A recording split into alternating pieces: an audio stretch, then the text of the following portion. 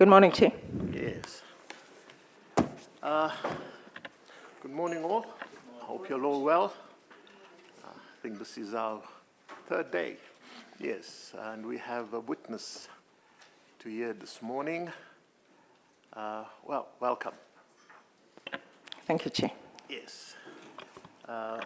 She's got to be sworn in. Please, Chair. Yeah. Yes. Do you swear that the evidence you're about to give will be the truth, the whole truth, and nothing but the truth? Say, so help me God. So help me God. She's been sworn in. Thank you, Chair. Thank you, Ms. Ngoye, for coming in, and you are Martha Ngoye, is that correct? That's correct. Yes, Do I you keep can- my mic on, Yes, Chair, I was just or- going to ask you to do that. Just keep the mic on. Thank you. And can you please just explain to this tribunal as to where you are employed?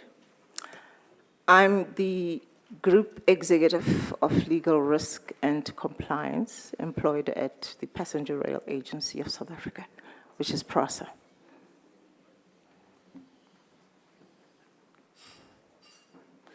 During the period October 27 to March 2018, were you at PRASA, Yes, I was. and were you holding the same position? Yes, I was, Chair. Now, you've been brought in to testify at this tribunal. I just want to, remind you that you have not submitted any affidavit in preparation for this tribunal, but rather that you'll be relying on the affidavits that you submitted. Am I correct? That's correct, Chair. Thank you. Just for the purposes, I just wanted to clear that up. When you said affidavit she submitted, was this affidavit she submitted to the Zondo inquiry, for want of a better name? Or which? for the purposes of this tribunal, there's no affidavit that you've submitted Yeah. for this. We are relying on affidavits previously submitted. Yes, thank you. Thank you, Chair. Now, and is it correct that you are aware that Judge Makhubele was appointed as the chairperson of the interim board of directors for PRASA on the 19th of October 2017? Yes, I'm aware, Chair. Now, Ms. Ngoye, before we proceed to outline or provide the tribunal with the events that took place between November 2017, or let's say October 2017 until approximately April 2018, there's just a few things that I would like us to get through. But before I get to that, you know a person by the name of Fani Dingiswayo. That's correct, Chair. I know Fani Dingiswayo. Fani Dingiswayo was the general manager responsible for legal services at PRASA at the time. Was he reporting to you? Yes, Chair. Fani Dingiswayo reported to me.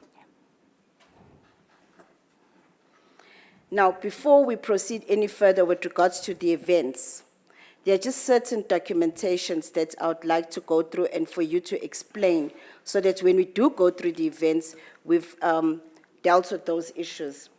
The first issue that I want to deal with is the issue of the board itself, the composition of the board itself. Now, the Judge Makhubele was appointed on the 19th of October 2017 as the chairperson of the interim board for PRASA. The board that she was appointed to, between this period, was that board properly constituted? Chair, the board was not properly constituted at the time that Judge Makhubele was appointed as the chairperson of the board. In fact, if I may explain, the board of Judge Makhubele was an interim board. It was labeled that, and it was not properly constituted because it did not have all the required, functionaries in terms of legislation for a properly constituted board. And I guess also further, the fact that, there's nothing such as an interim board that is catered for in the Legal Succession Act, which is a statute that governs and dictates how the composition of the PRASA board is supposed to be. Okay, Ms. Ngoye, I am going to ask you to go a little bit slowly. We are taking notes. It Okay. becomes very important. And just for, there is no running record at this stage, so we are relying on the notes that we That's take fine. down. Thank you. I'll do that. Okay.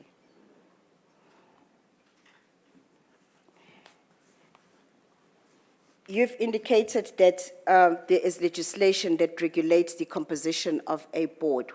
What legislation are you referring to, and do you know which section is that? Yes, Chair, it's the Legal Succession Act. It's, I think, it's Section 24 of the Legal Succession Act that speaks to the composition of the Board of PRASA.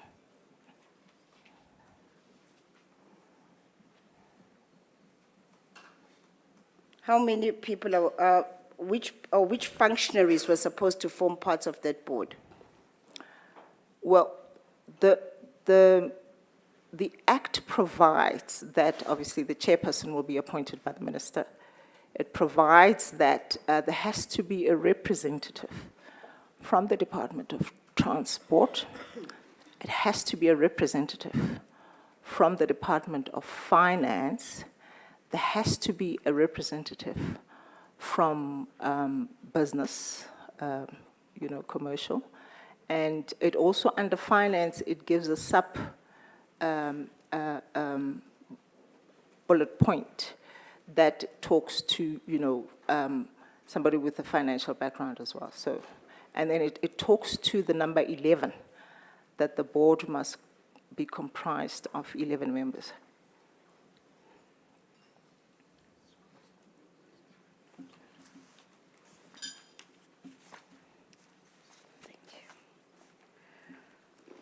Now, in what way, if I may, was the interim board not fully correct, as they would say, when Judge Makhubele joined the board? Chair, one of the important functionaries that was not part of the board was a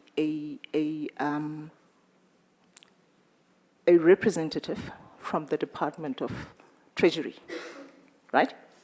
So it just has to take one of those mandatory representatives not to be there for that to have an impact on the curation of the board.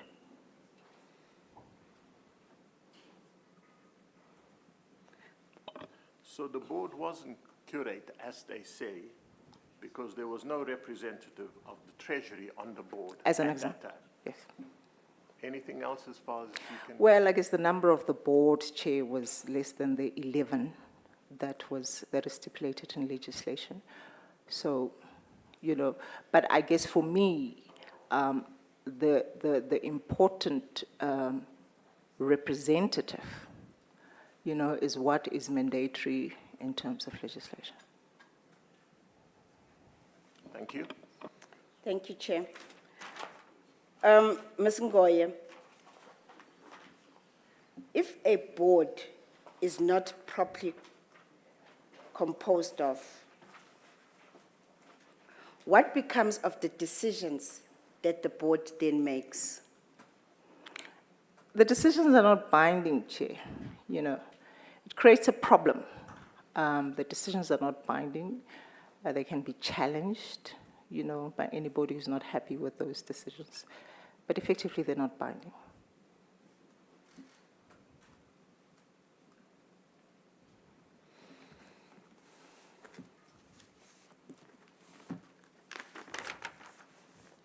I want to refer you to a document called a delegated authority document. You will find that in volume 8, volume 8, and it's on page 51. The number is on top. Volume 8, page 51. And I'm also going to refer you to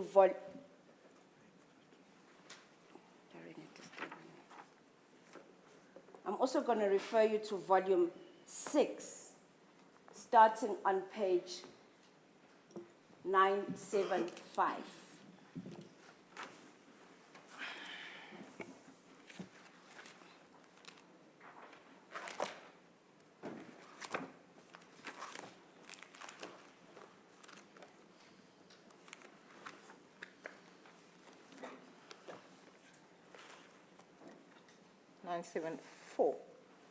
Is it 974?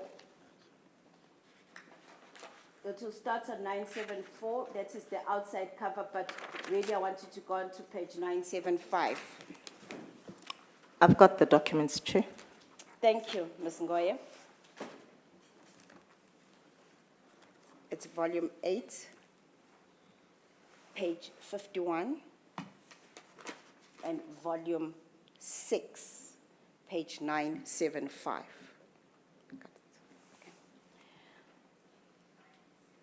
Right, let's start off with the volume 8 document on page 51. And it is on the outside cover, it's Passenger Rail Agency of South Africa, Powers, Authority of the Board, and Delegation of Authority. You see that? That's correct, Chair.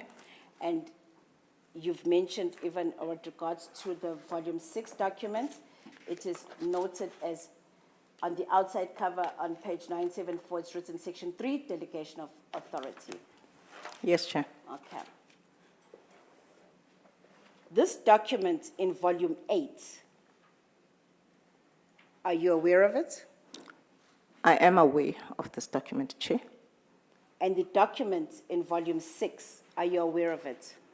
I'm also aware of the document in volume 6, Chair. Okay. Let's deal with the one in volume 8. What does this document deal with? This delegation of authority document, what does it deal with? This document, Chair, is a board document. And once again, I think I'm going to go back to the Legal Succession Act, which does mention that, because PRASA has a board of control, the powers of running the institution are delegated to the board. So when the board comes in, they put this document together because it then explains how it is that they would like the organization to function. So this is a board document which would specify the responsibilities, amongst others. The responsibilities of the board, the responsibilities of the group CEO, the responsibilities of various executives, group executives, and it would also indicate what the limits are, right, that they would want to regulate within the organization. For instance, in the volume 8 delegations of authority, the delegated authority of the group CEO at the time was 50 million rands. I've looked at volume 6. The delegated authority of the group CEO was 100 million rands.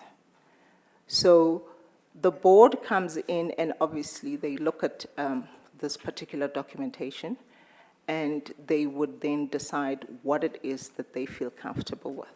And they would set those limits and indicate who's responsible for that.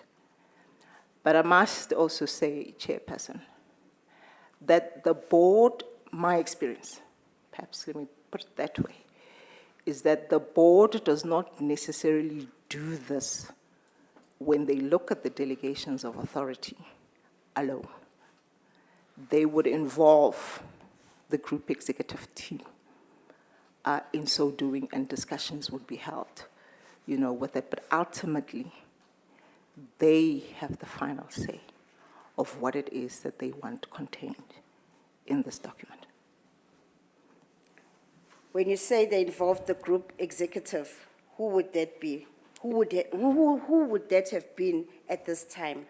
Well, Chair, it's the group exco, the group executive team, that would be involved, because a lot of the responsibilities, obviously, that they dictate to in here would affect those particular group executives. So it became natural that right at the onset, when the board considers this, it doesn't do it alone. We understood it to make sense that way, because then everybody, at least in the executive position, would understand what their roles are and would have had an input as to what they believe, should happen as far as their roles. But as I said, ultimately, the board didn't have to agree with the executives. They would then have the final say. Did Judge Makhubele's board, the interim board, have a delegated authority? Well, Judge Makhubele's board, when they arrived, there was a delegated authority document, delegations of authority document, that existed. So the organization will always have a delegation of authority document. And the one that was operational at the time, for lack of a better word, Chair, would have been the previous board's delegations of authority. So what Judge Makhubele's board would do is that obviously they would look at the previous one and then decide to put their own together. So at the time, my appreciation is that the previous board's delegations of authority would have been the one that was applicable. Do I understand from what you say that the board the interim board that convened under the chair of Judge Makhubele wasn't given a specific authority, but they simply carried on with the authority that had been given? No, Chair. How it works is that they have the authority in terms of legislation, right? However, they need to put a document together for their purposes as this particular board. So at the time, they had not had an opportunity as Judge Makhubele's board to finalize or sit and look at the delegated authority that was existent. So the organization would function on a delegations of authority document that would have been approved by the previous board until such time that they would have finalized theirs and then allowed that to kick in.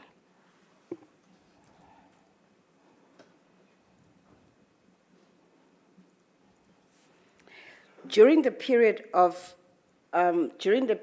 when Judge Makhubele's board was sitting, is it possible to indicate whether there was a delegated authority that was circulated with the group executives, which indicated the responsibilities and functionaries and what is expected of all the units? No, Chair.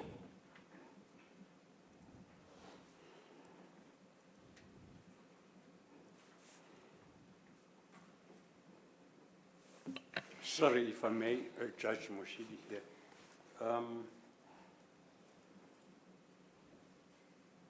Was Judge Makhubele not appointed by the minister as interim chair?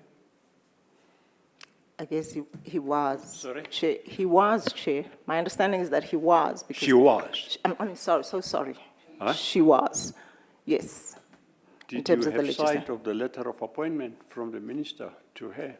No, Chair. I mean, I guess we assume that is how it is done, and we don't get to see those documentations. Can it not be inferred from that letter of appointment that she had authority to Chair, do, she to did do have what a- she did there when she arrived in October 2017? I'm not disputing that Judge Makhubele had authority. What I'm trying to explain, Chair, is that the legislation gives the board authority, right? So when she is appointed, I don't know whether her letter of appointment would tell her what her authority is. I don't know that. I've never had sight of that.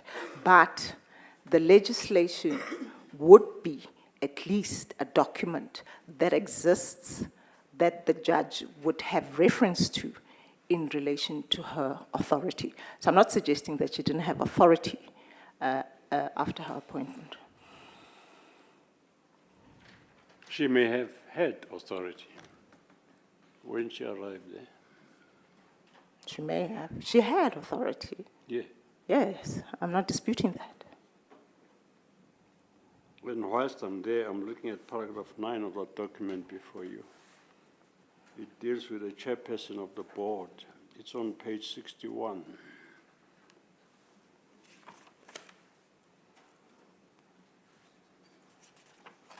Paragraph 9. Yes, Chair. Is that all that is said about the authority of the chairperson there? Yes, it's As far as you know. Paragraph 9 deals with the Sorry? specific. Yes, Chair. It deals with the specific authority of the chairperson Yeah. in the years. The other provisions talk to board matters and so on. What do you understand under paragraph 9 to be the powers of the chairperson?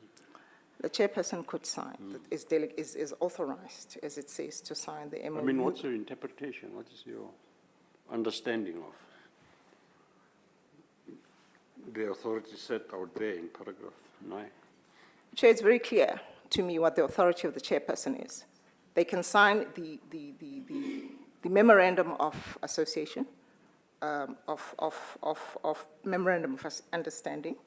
It says there, it says also in the section 8 document, it talks to donations also may be made by the chairpersons of the board in terms of what is approved by the board as part of the budget of the year. So it is specific, and it's very clear. I mean, I read it and understand it to say exactly what it is saying. So there is no need for me, I guess, to look at it any differently or to try and interpret it any differently. I read it as it is, and I understand it, what it means. Could I just go back to your own personal qualifications, including legal and or experience? Because in her documents, Judge Makhubele tells us that she struggled to be where she was. The usual issues that resonate with most of us in this room.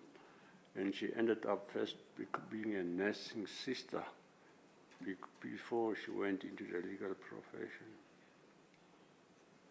So it would be your word against her word. But let me first have your formal qualifications and experience, legal-wise.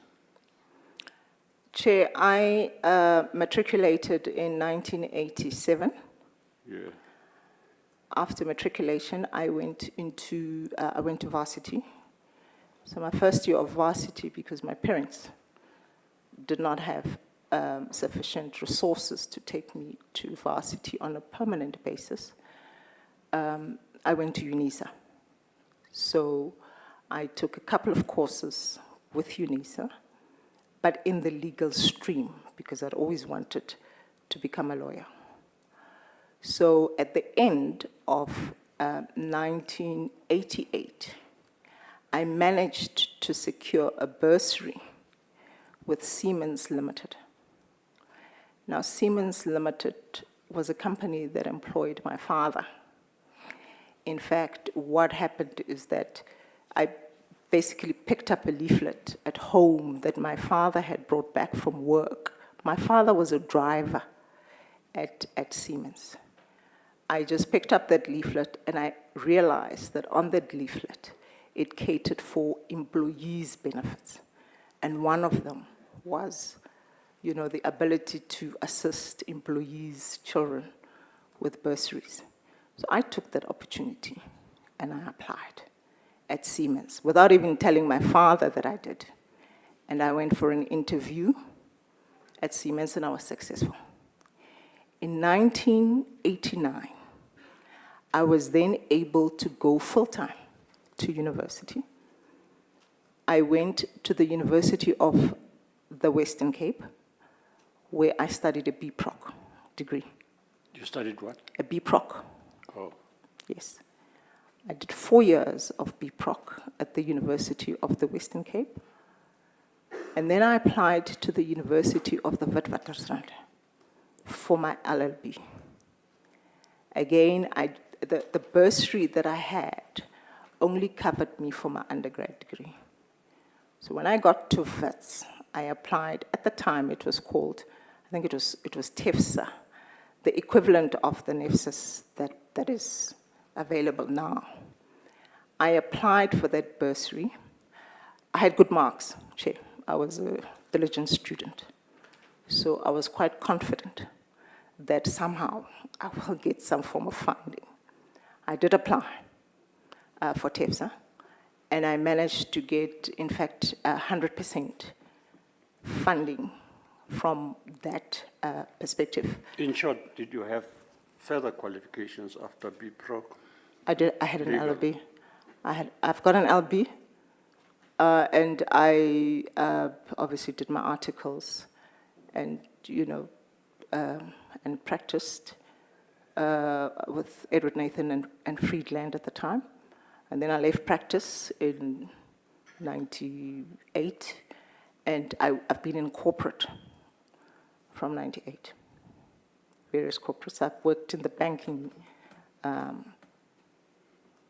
sector and SOEs.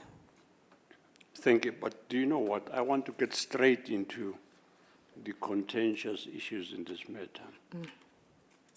And reading the documents and your affidavit and evidence elsewhere,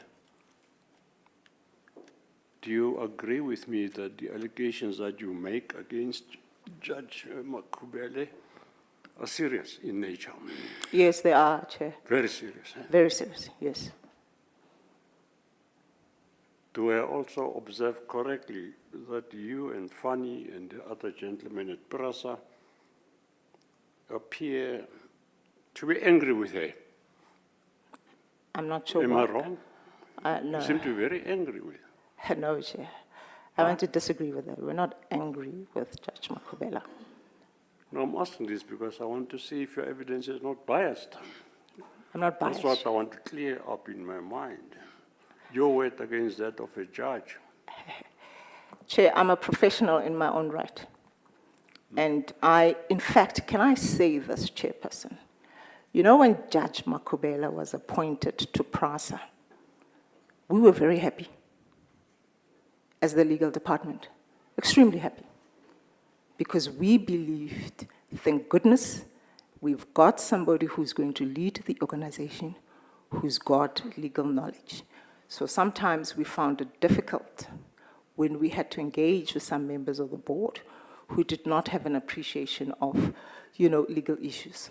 So in this particular case, we were very happy as the legal function that we have somebody of the stature of Judge Makhubele who was coming in to lead the organization. So I am not angry I was never angry with Judge Makhubele, and I had no reason to be. I believe at some stage you left Prasa, is it? I left PRASA. No, I never left PRASA. You didn't resign and came back? No, Chair. Or left and came back for whatever reason? No, Chair. I've always been at PRASA. I was employed at Process subsidiary, Intersight Asset Investments. I started there. And then in 2014, through the board restructuring, they requested me to take care of the legal risk and compliance function. This was the group board. So I've never left. I've been there since 2011, effectively, to date. I do not want to preempt issues, but am I correct in observing that your version on the papers and elsewhere, Zondo Commission, is the same as that of Fanny Tingiswayo and the other two gentlemen? You're all singing the same song against Judge Makhubele. Chairperson, I worked with Fanny Dingiswayo. Sorry? I worked with, as I indicated, Fanny Dingiswayo reported to me. So I don't know which other two gentlemen, the chair is referring to. Perhaps, because I don't know what that reference is in respect of. But what I know is that in relation to Fanny Dingiswayo, I can categorically say yes, we understood matters in the same way, and we saw what was happening in the same manner, and we dealt with issues, consulting, obviously, each other, and dealing with them in the same way. So naturally, our approach and understanding of things would be the same. I do not want to preempt or judge things ahead of time. But if they come here, Fanny and the others, they'll give the same evidence as your evidence. It's there on the papers. They'll give the same evidence. They'll speak, they'll say what they understand, Chair. I mean, I can't say, the papers are there, yes. When I deposed to the affidavits, they may have further explanations of certain things. And Chair, I need to be guided here. I don't know who the other two people are. Maybe can I be helped there so that I know what I'm dealing with here? I don't know who the other two are. I can only speak to Fanny Dingiswayo. He corroborated the submissions that I'd made in the affidavits that I gave and I signed. So I don't know who the other two are. Well, I mean, I'm anxious to get to the end of this matter without curtailing you. And Judge Makhubele equally is anxious to have finality in this matter. And I'm asking these questions because if they come here and give the same evidence as you, then it may not be necessary to call them at all and curtail these proceedings. That's not my decision, Chair. I don't Well, know. it may not be in your hands to decide that, but I'm just suggesting that.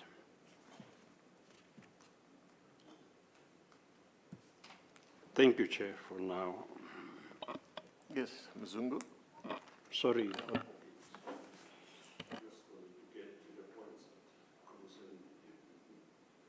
No, thank you, Judge Mashidi.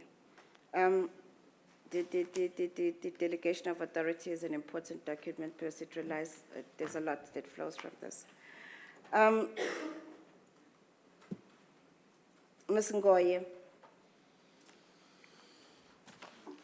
just to remind that you indicated that there was no delegation of authority document from the board that Judge Makhubele chaired.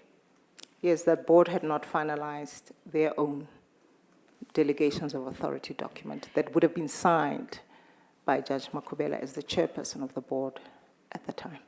Okay, and what delegation of authority then did you rely on with regards to the performance of the duties as you went on, since there was no document in existence? Chair, as I explained, the previous board's delegation of authority would continue to apply until changed by the next board. So we relied on the previous board's delegation, and that's what we used. And when you say you relied on the previous board's delegation, we've got two documents that I've given with regards to volume 6 and regards to volume 8. Which one between the two volumes was the one that you relied on? The one on volume 8, chairperson would be the one that I relied on, because that is the document that I attached to the affidavits that I made. Before we proceed any further, as I indicated, the one in volume 6, do you know which board gave that document or gave that delegation of authority? Chair, this would have been the board of Mr. Sfiso Buthelezi. I know that, Chair, because when Chairperson Sfiso Buthelezi was at PRASA as the chairperson of the board, I was an executive at that time as well. So I was privy to the delegations of authorities, a document that that board, had signed off on. And when was that? As I said, I've been there since 2011. So, the delegations of authority would have existed, and I think there was a year when it was amended. But we would be advised, obviously, of the amended delegations of authority, and we'd work with that. So, yes, I am aware of that, and I'm aware that when the Popo Malefa board came, they looked at the delegations of authority. And it is important for me to say, Chair, that at the time of the Popo Malefa board, the issue of contention between the executives and the board at the time was around the amount that was given to the group executive as these delegations of authority, because it was reduced from 100 million to 50. Now, Ms. Ngoye, this morning I was provided with a document, and Chair, I'm not sure if the chairpersons have been provided with the same. It's headed Minutes of the Meeting of the PRASA Board of Control held on Monday, 30 October 2017. Do you have a copy of that minutes before you? I do, Chair. Just for the record, we have been given a copy of that. Chair, I just want to place on record that we are not opposed to the documents being part of the bundles that we've got. Well, if there's any objection from Judge Makhubele's side, we will hear from Advocate Maleka whether there's any objection. Chair, we don't object at all. In fact, we would suggest that the document should be curated in the last of the bundle of the documents. Yes, thank you. Yes, please go ahead. Thank you, Chair. We will deal with the issue of numbering it at the end. I want to take you to, am I correct that if you look at that document, the persons that were present at that meeting, you were not one of them?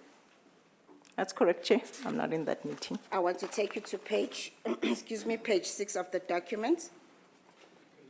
Page 6.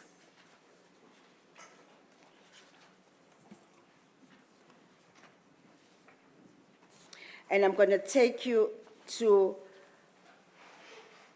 paragraph 7.2 on that page, where it deals with the delegation of authority.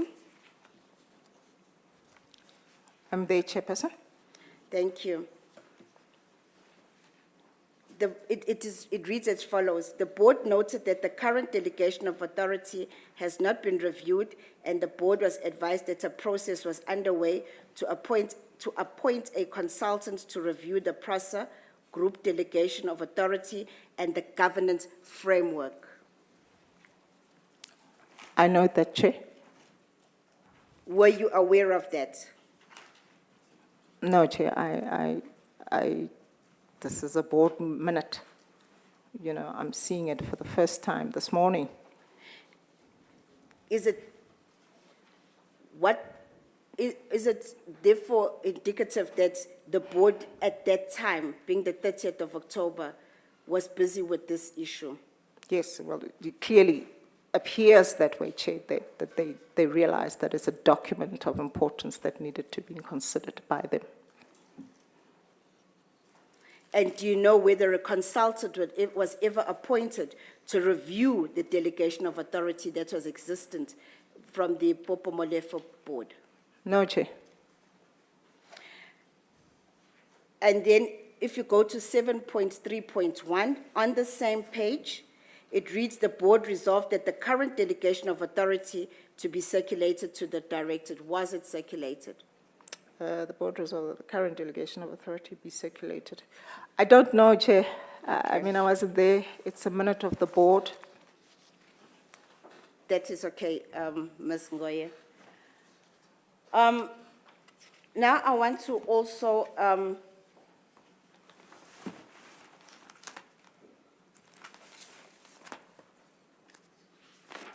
take you to the document in volume 8.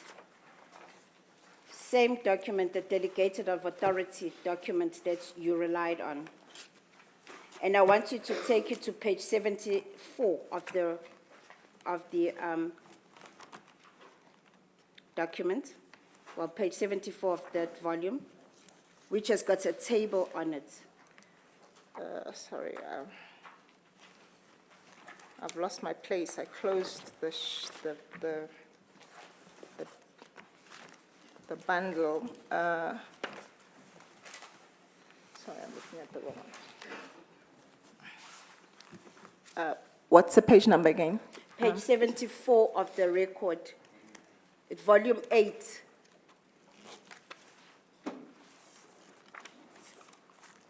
I'm there, Chair.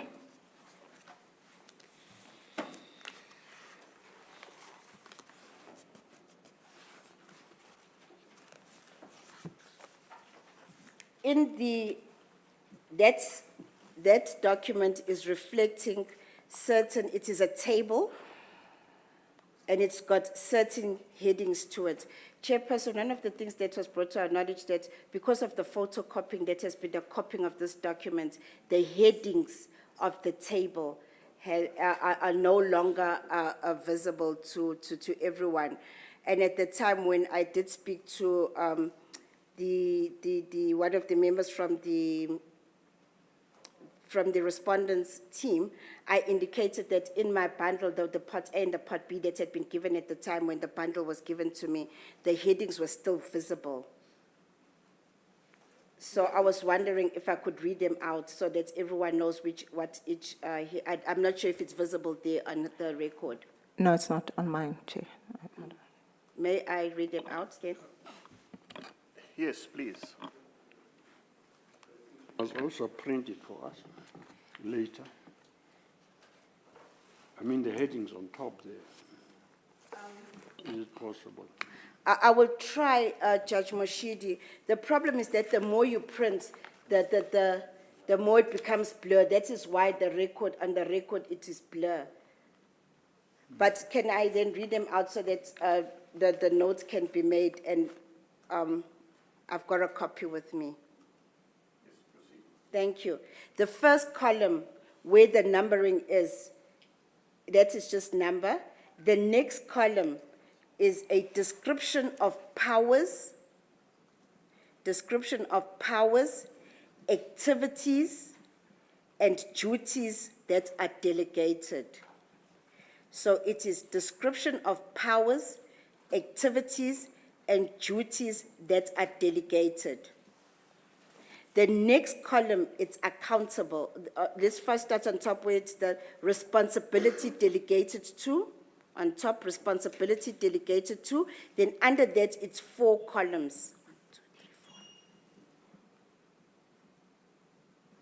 The first column is accountable.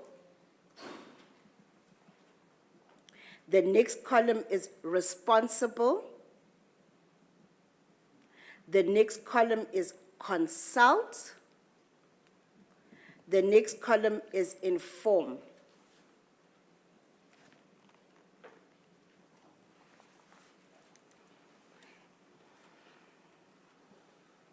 The final column is conditions and limitations, limits and remarks. That's the remarks column. I'm sorry, can I ask you to repeat the last column for us?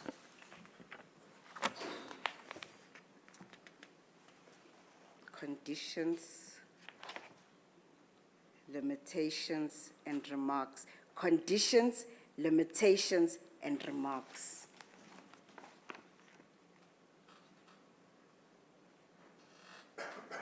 I think for clarity's sake, just let's have all the columns again, so we Okay. know what we're talking about. Okay. Column 1 is just the numbering. Column 2, the biggest column, is written description of powers, activities, and duties that are delegated. Then we get on to the next column, which explains the 4 blocks. The top is written responsibility delegated to, then it's 4 blocks underneath. The first block is accountable. The next block is responsible. The next block is consult. The next block is inform.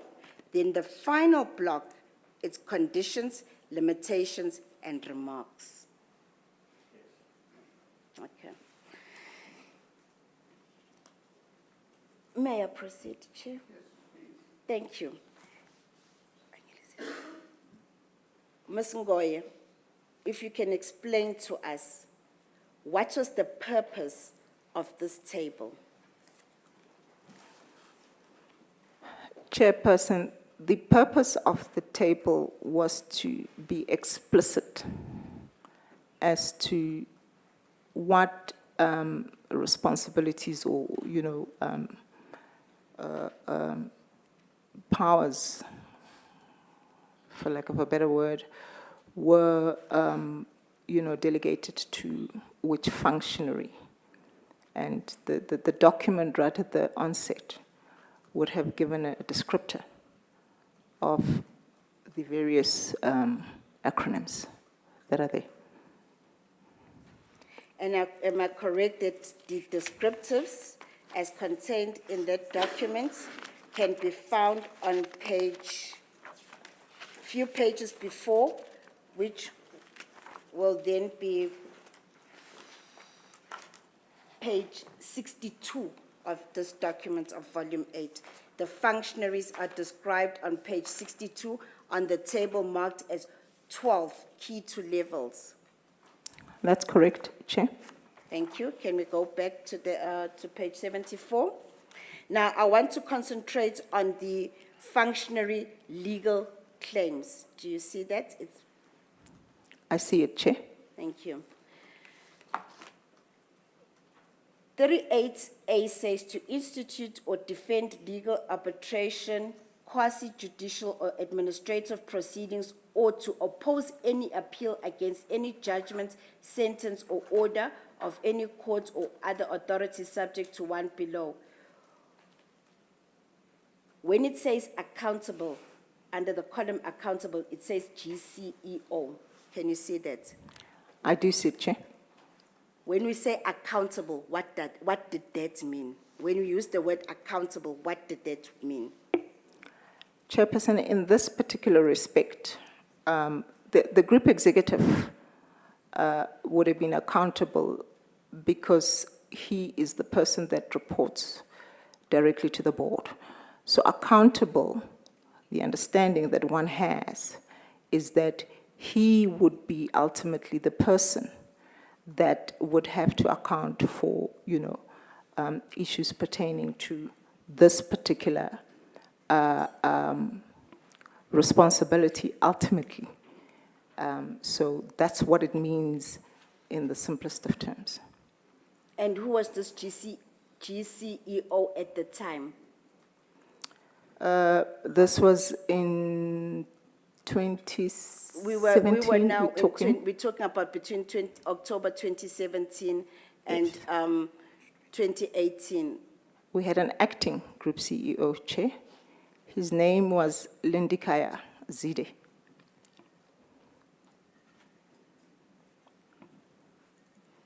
The next column is, we said it's in regards to responsible. What does it mean, responsible? What was the meaning of that responsible? Chair, the word responsible in relation to this particular delegated authority would be given to the person here. It says HOL. HOL would be the head of legal, which is the designation, which was referring to the group executive of legal at the time.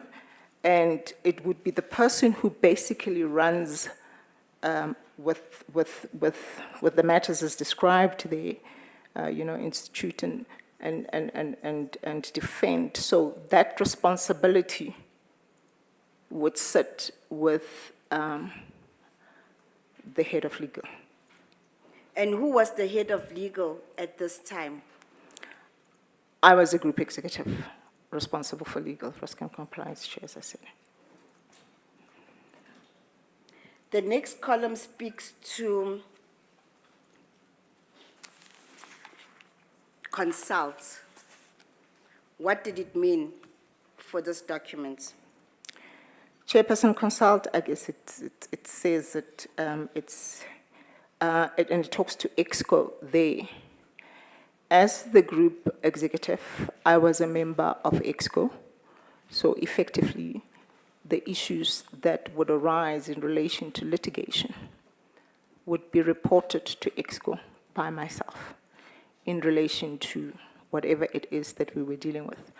And also, Chair, how it worked is that in relation to the matters that would come to the legal function, there would be an executive in the various divisions that would be responsible for, those particular matters ultimately. And we worked together as and when required. And they were members of EXCO. The last column is inform. Yes. Can you explain that in the context of this document? What did it mean for that document? So the inform means BOC would be the Board of Control. It refers to that. So it requires that the board be informed of the legal matters that the organization was involved in. And that was done to EXCO, it was done on a monthly basis, Chair. We prepared a report to EXCO. And then to the board, naturally it would be on a quarterly basis or as and when the board sat, a legal report reflecting the litigation would be submitted to the board, highlighting obviously those that were strategic, because in any given time there were a lot of matters that were running at the same time at PRASA. So the board would be informed through the board meeting, and the circumstances changed, Chair, depended on the nature of the litigation we were dealing with. Okay. I want you to go to the next page of the document, which is page 75, number 40, on that table. I'm there, Chair. Thank you. It says to settle any claim under the description, to settle any claim by or against PRASA or dispute with PRASA, whether or not proceedings have been instituted.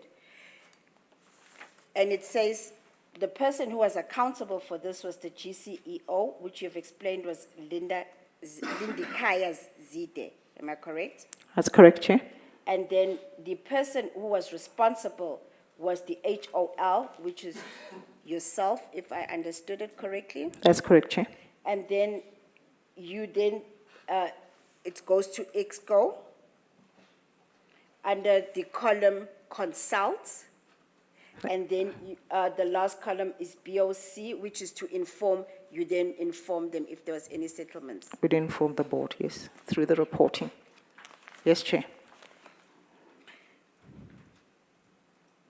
I want to understand this. These powers were delegated according to this document to this unit as reflected as legal claims. Or anything to do with legal claims, this is what would be followed. Yes, Chair. I mean, we deal with these issues in consultation, obviously, together with the various, as I've explained. the various business units. Because the legal department, Chair, if I can go further, is that we would get instructions coming into our area from the business units, and naturally, we would work in conjunction with, the business units. And then ultimately, it was our responsibility to prepare the legal reports to EXCO as well as to the board. And I want to take you to page 58, still on that document, but page 58, a few pages before. And I'm going to take you to paragraph, the one marked as 6.2, but with specific reference to 6.2E.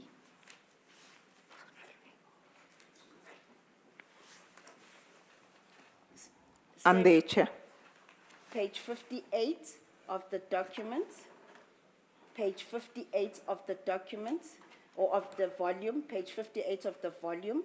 I'm taking it to with specific reference to paragraph 6.2 E and F, which reads, "The powers delegated are to be exercised subject to the terms and conditions set out herein." Specific reference to E, may at any time be revoked or varied by the board. F, the board may confirm, vary, or revoke any decision taken by a delegate as a result of a delegation in terms hereof, subject to any rights that may have become vested as a consequence of the decision, as required in terms of the PFMA. Any such variation shall also be in writing. Yes, Chair. I understand that. You understand that? Yes. Now, meaning what needs to happen if there's been a delegation and there's a revocation, what needs to happen? Well, naturally, Chair, if there is a delegation and it is, the board had the powers to revoke the delegations, because as I've explained, this is their document. So they could take away the delegated authority. But obviously, they would have to advise and inform, that particular decision accordingly, so that we know, I suppose, as executives who are running the operations, what it is that we could do and couldn't do. And it must be in writing. It has to be in writing, Chair. Thank you. Now, you've indicated to this tribunal that you continued to implement this delegation of authority. Was there anything that was placed in writing before you that the delegations as contained in this document had been revoked in any way or taken away from your department? No, Chair. And just to finalize on that delegation of authority, this is the document that was in existence throughout the period of October 2017 until March, or at least April 2018. That's correct, Chair. Thank you. Ms. Ngoyi?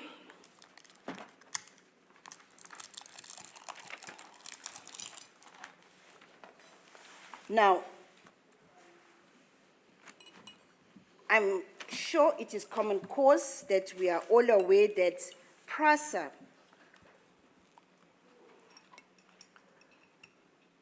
had a contract with a company called Siaya. It had various contracts, Various Chair, contracts. with the CIA group of companies.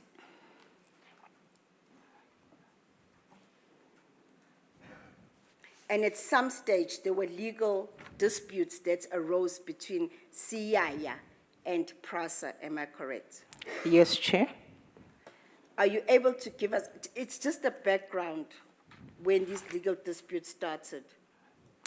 Chair, I think it was around about 2015, we received summonses, as I say, from the two various companies with the name CIA. They differed.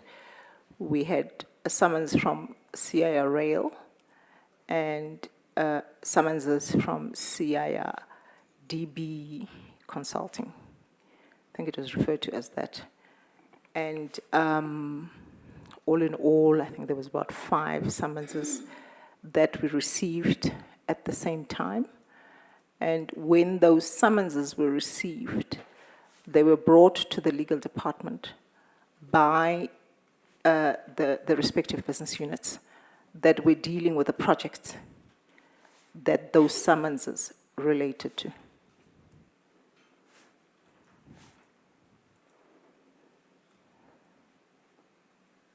Yes.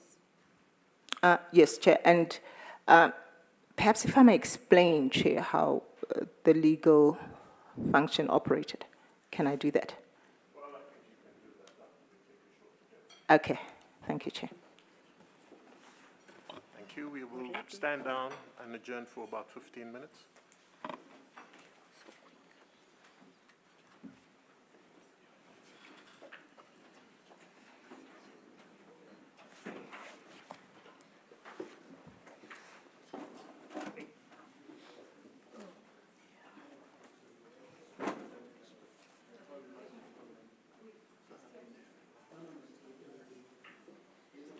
See, they're having tea on that side already.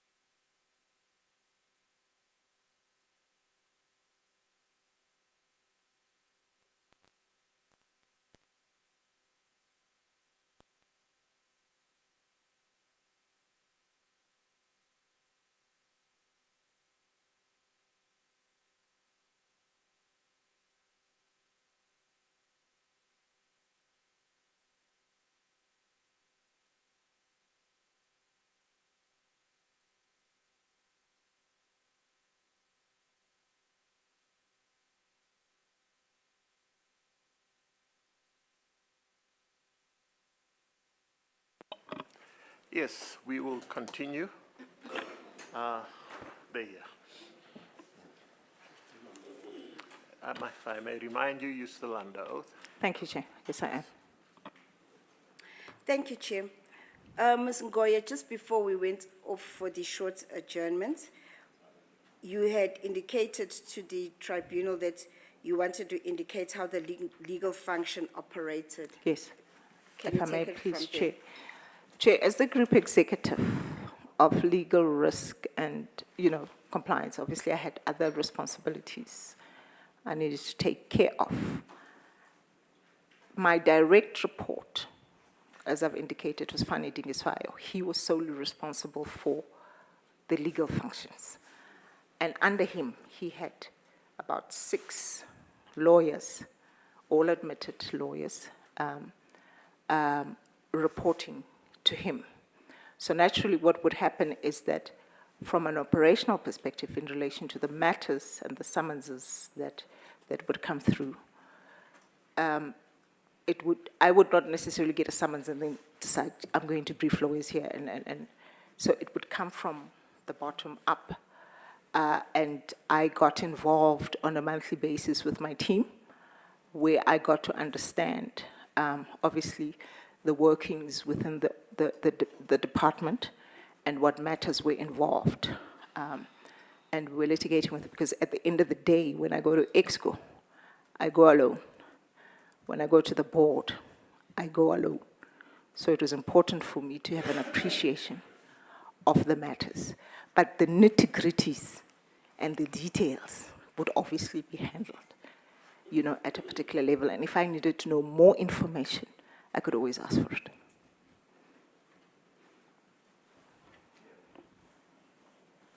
Let's go back to the issue. You indicated that the departments then received the summons. I beg your pardon, sorry, I didn't get that question. You indicated that the departments which would be in the business use units received the summons. Yes. What then happened? They would naturally bring them to the legal department and ask for assistance. And Chair, because it's a summons, we would obviously assess the merits in conjunction with the business units. And if we believed that PRASA did not have really a defense or the basis to challenge the particular summons, we would then advise accordingly. And we would then take over and, speak to the other side's attorneys in trying to resolve the matters. But where we believed that there was merit and we needed to defend the interest of PRASA, we would do so. Obviously in conjunction with the business units and having received all the information that we would have required from the business unit. And lawyers would then be appointed. External lawyers from a panel would be appointed to represent the organization accordingly. And Ms. Ngoye, with regards to the CIS summons, what happened after they were received? They were received from the business unit. They came to the department and based on, the merits of the cases and what we were advised from the business units and based on the information that the team had received, it was clear that we needed to defend PRASA because what we understood and what we were advised was that PRASA was not liable as we had been sued for. So we then continued to brief a firm of attorneys. We briefed Diana Mahasho and to handle the matters for us and to enter the necessary notices and deal with the matters accordingly. Well, let's just take it step by step. Yes, Chair. The business unit received the summonses, and you say there were 5 summonses. Yes, if I recall 5. Where would they take these summonses to? So once they would then bring it to the legal function, and Fani Dingiswayo would receive the summonses as the head of legal, and he would distribute the summonses as he saw fit. Now let's just deal with the summonses received from CIA. Yes, Chair. When did PRASA receive these summonses? I think it was in 2015, Chair. 2015, 2016, somewhere there.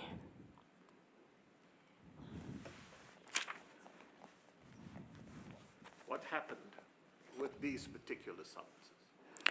The summonses were dealt with by the legal advisors within Group Legal, together with the responsible managers within the business units, before we briefed attorneys. So that's what transpired, and then once the team was happy that there is merit to defend the summons, a firm, Diala Mahashwa, was then appointed and given instructions. And then the summonses would be obviously handed over to the law firm to assist, with the proceedings. Is that what happened? Yes, to Chair. the 5 summonses that you referred to earlier? That's what happened, Chair. So, in 2017, Yes. when these summonses, how did the issue then arise with the interim board in 2017? Because as I understand the evidence, it would have been latest, as far as you can recall, that you had received these summonses, and they were then being taken care of by a firm of attorneys, which you have instructed to do so. That's correct, Chair. And your understanding was that PRASA had a defense to these summonses. That's correct, Chair. Then what happened? So, Chair, in 2017, when, these matters were ongoing, as part and parcel of the litigation process, the parties then agreed to then rather refer the matters to arbitration, right? It was by agreement. We deal with it on that basis. There's 5 summonses, so that was fine, but it was ongoing. And so I'll talk to 2017, what transpired. I had been called by Judge Makhubele to a meeting.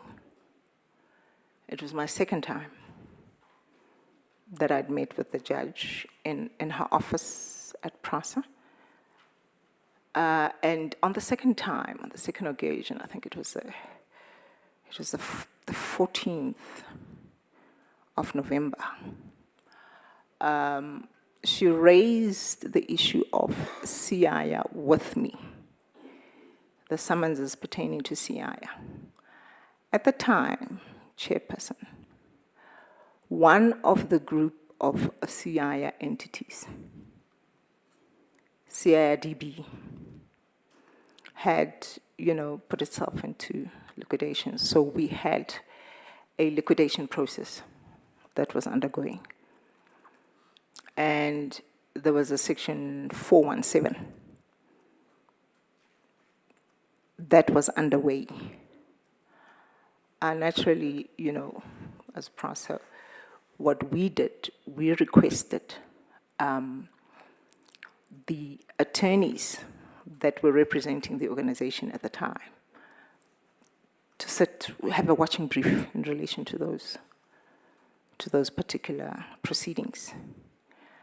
And this was also occasioned by the fact that some employees, right, within the organization, in the business unit, were subpoenaed. to come and appear before that. And, you know, when employees see anything legal, they would naturally come to us. So we then requested the law firm to sit in and observe. So when Judge Makhubele calls me into her office on this particular day, she asks me specifically about the CIR matters. And I'm like, yes, Judge, Chairperson, I'm aware of what is happening. And why are you people proceeding with defending these matters? So I was a bit startled.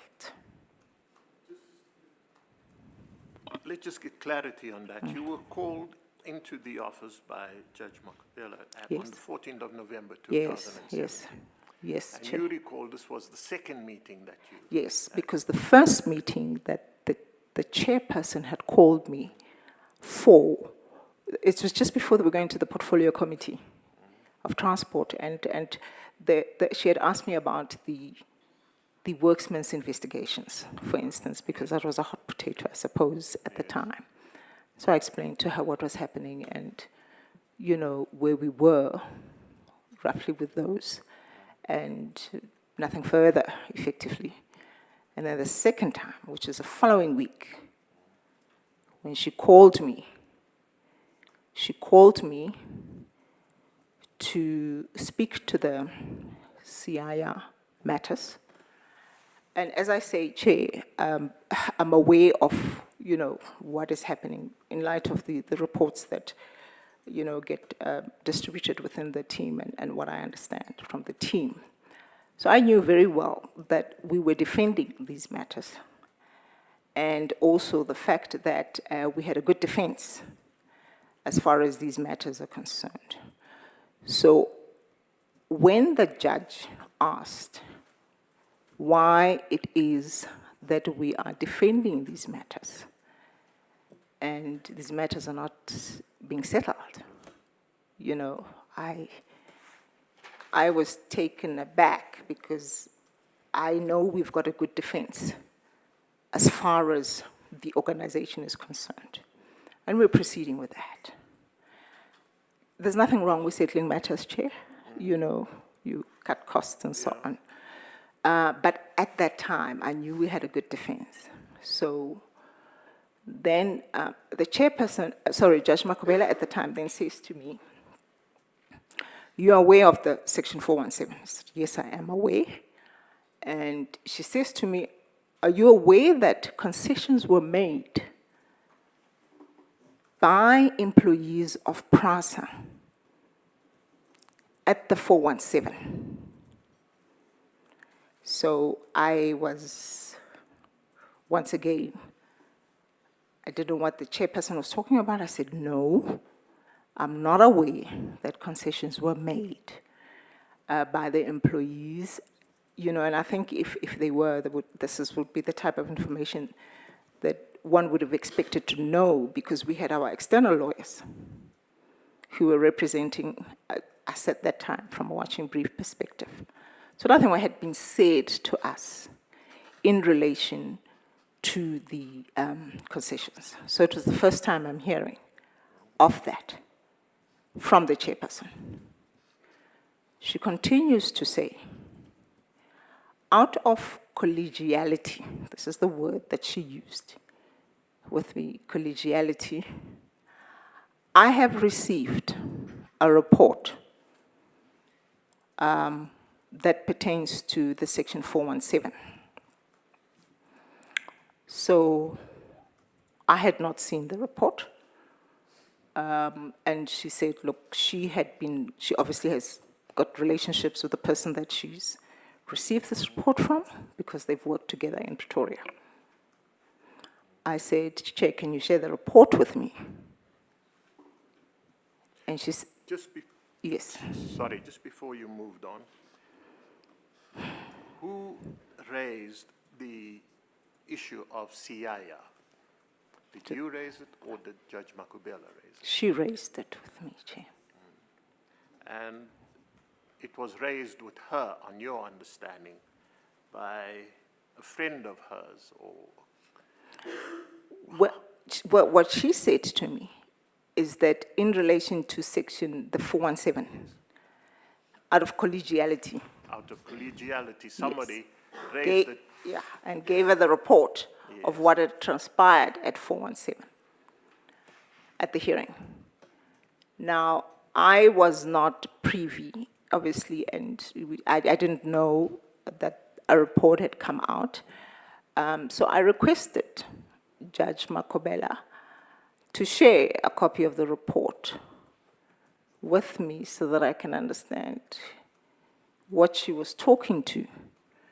And she said, no, she can't share it because, once again, it is out of collegiality that she has been given this report. So I, was left dumbfounded because now there's this new information that is coming before me. I don't know. I must go back and consult with my team to then say, what is happening here? And what the judge then requested was she wanted reports, a report in relation to the particular matters, the summonses and so on. She inquired the law firm that we were using, and I said, we've got Diala Mahashwa, who has been on brief and who has been running with the matters. So I'm happy to provide the reports from the group legal function, as well as engage with Diala Mahashwa to give the chairperson the information that she required. And I left. In that meeting, Chair, I must say that the acting group CEO, Lindika Azide, was present. So it was just the three of us. So I left, Chair, and left him with the chairperson. When I went out to go and establish, what was going on, what were these concessions that were made. Let me also hasten to say, Chair, in my meeting with the chairperson, she mentioned whether I knew that Lucky Montana, Maishe Bopape, and then I think she mentioned Daniel Mtimkulu as the other ex-employees of PRASA, right, that were there. And she mentioned the three employees of PRASA that had made concessions. She did mention their names, and she said she was advised it was Mr. Kobue, Vincent Kobue, Mr. Baltic, Soren Baltic. These are people I know very well, Chair. And Mr. Vermeulen. Mr. Vermeulen. I couldn't remember Mr. Vermeulen, Chair, but the other two people that I interacted, regularly with. These persons that she said had made or had given evidence before the 417 hearing, they were known to you? Yes, I knew Mr. Montana. He was my group executive. I'm a group CEO at a particular point in time before he left, so I knew him very well. I knew Mr. Maisha Bopape. He was responsible for SCM in the rail function, and I knew Daniel Mtimkulu as well. He was also an executive in the rail function, so I knew them well, Chair, and I knew the other two who were also executives. So what you have at PRASA, you've got group executives, and then those that occupy the general manager role. For instance, a Mr. Dingiswaya was the general manager, group legal services. So they'd be the second tier of executives within PRASA. So I knew all of them. No, what I'm interested in, who is it that they claimed had made certain concessions at the 417 inquiry? Well, in fact, it was all of them who had made concessions. I wasn't surprised, Chairperson, about Lucky Montana, Maishe Bopape, as well as Daniel Mtimkulu, if I recall. I wasn't surprised that they would make those concessions. Yes. I was concerned about the two who were current in their employ. Because remember, Chair, as I've explained, we work having received information from the business unit. So in my mind, I thought, how possible is it that these particular executives could have gone and made concessions about liability at the hearing when they told us a different story? Well, we're getting to that. Okay, Chair. Yeah. I just want to know, you were told by Judge Makhubele that concessions had been made at the 417 inquiries. Just let's... That's is that correct, Chair. I was told by her. Yes. Did she mention the names of the people who made these concessions She did, Chair. and how many that was then in the employ of PRASA did she mention? The two, as I say, Mr. Vincent Kobue, Yes, Mr. Soren Baltic, yes. were still in the employ, and they're still in the employ. And Of Mr. PRASA. Vermeulen? I can't remember Mr. Vermeulen, Chair, so I didn't know who he was, so. So at this meeting, you left the meeting with information that somebody still in the employ of PRASA had made certain concessions at the 417 inquiry. That's correct, Chair. And how did that concessions affect the position of PRASA then? You mean in terms of, Well, what were you told? look, there was no detail, Yes. Chair. It was just concessions were made. I was hoping to get the report, Chair, and go through the report and understand exactly what those concessions were, because I didn't know. And naturally, you know, I was startled by the information, and I went back Now to. let's just... Okay, you I said didn't know, so, You didn't know? no, I didn't know the nature of the next thing you concessions. say you were startled by the information. What startled you about the information? You know, the fact that we have this new information coming in, and it's coming from the chairperson who's very new in the organization. I would have expected, at least, to have been advised, right, of the concessions that had been made by employees of PRASA, so that if that was the case, right, we would then deal with effectively what was said by the employees to see the impact that those concessions had on the matters that we were requested to defend by them. And then we would then take the matters forward and say, guys, how do we then deal with this if these are the concessions that you made? Do I understand you correctly then, that at this meeting, you were simply told that others and present employees of PRASA had made certain concessions, you didn't know what the concessions were, and you then called for a copy of the information, however that may be contained?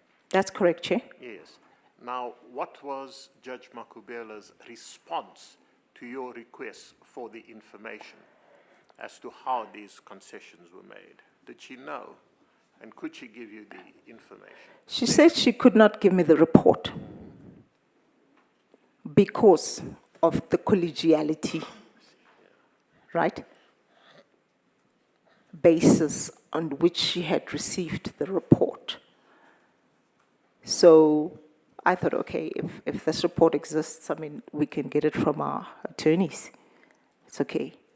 But at that meeting, she said she couldn't share the report with me. Thank you. Thank you, Chair. Sorry, were the concessions to the effect that PRASA has got no defense, Sorry, Chair, according to you? I didn't hear that. The concessions that were made, were they concessions that to the effect that PRASA has got no defense to the claims of CI? That's correct, Chair. That's what I understood from Judge Makhubele. And And therefore you must settle, PRASA must settle. That's correct, Chair. Just for clarity, for those who were internal, who were still in the employ of PRASA, did you try, when Judge Makhubele didn't give you the report because of the reasons of collegiality, how she got the information, did you try to ascertain or call a meeting just to verify the information? Yes, I did. Yeah. I did, Chair. Because this was important, for me to understand exactly what is happening. So we did make that call because I went back and I approached Mr. Dingusayo. And I said to him, how come this information was not disclosed to me? And he didn't know about it as well. We then made contact with Mr. Dingusayo, with our external attorneys, Mr. Diala Mahashwa, and he didn't know about the report. We then called Mr. Gubue and Mr. Soren Baltic, trying to understand, and be on the same page with what the chairperson had communicated. So we did. Thank you. Now, at this meeting that you had with Judge Makhubele, when it was indicated that she has the report, did she have the report? Did you see that she had something with her? No, Chair, I didn't. You went back and you say that you then called to the question from Ms. Silevu, from Ms. Maduba Silevu. She asked whether you tried to have a meeting to determine whether, in fact, to deal with these concessions. Did you have a meeting with Gubue and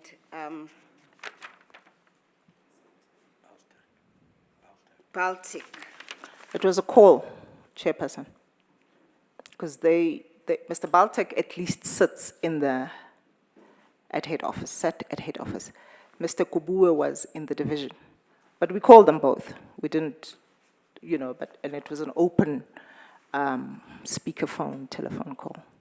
So What was their response? they did not make the concession. Mr. Gubue was alarmed, in fact.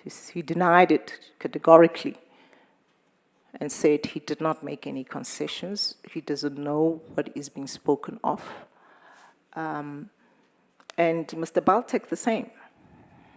He said no, he did not make any concessions when we spoke to them. That's what they told us. Now, from the meeting that you had, you indicated that with Judge Makhubele, you indicated that she called for reports. Yes. Right. Were these reports forthcoming? And from whom were the reports being requested from? Yes. In fact, Judge Makhubele made it very official. So when I left, I understood that she wanted information in relation to these matters.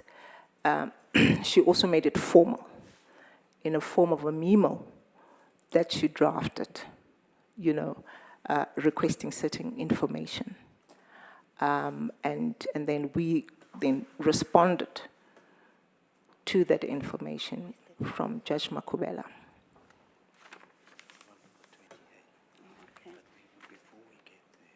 But with regards to Diale Mohashwa, was there any report received immediately upon the request for a report with regards to the CIA matters?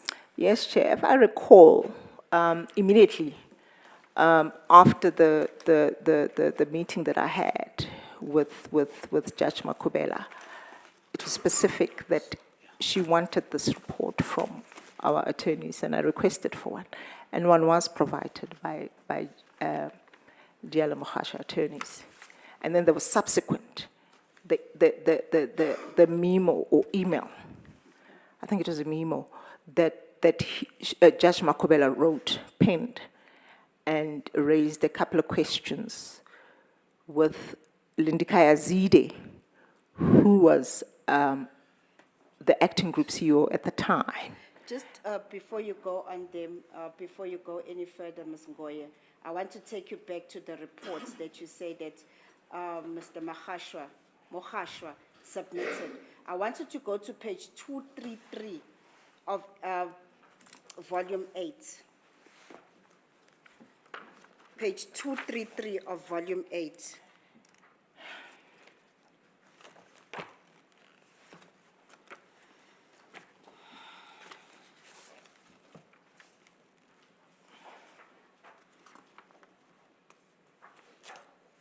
I'm the chair.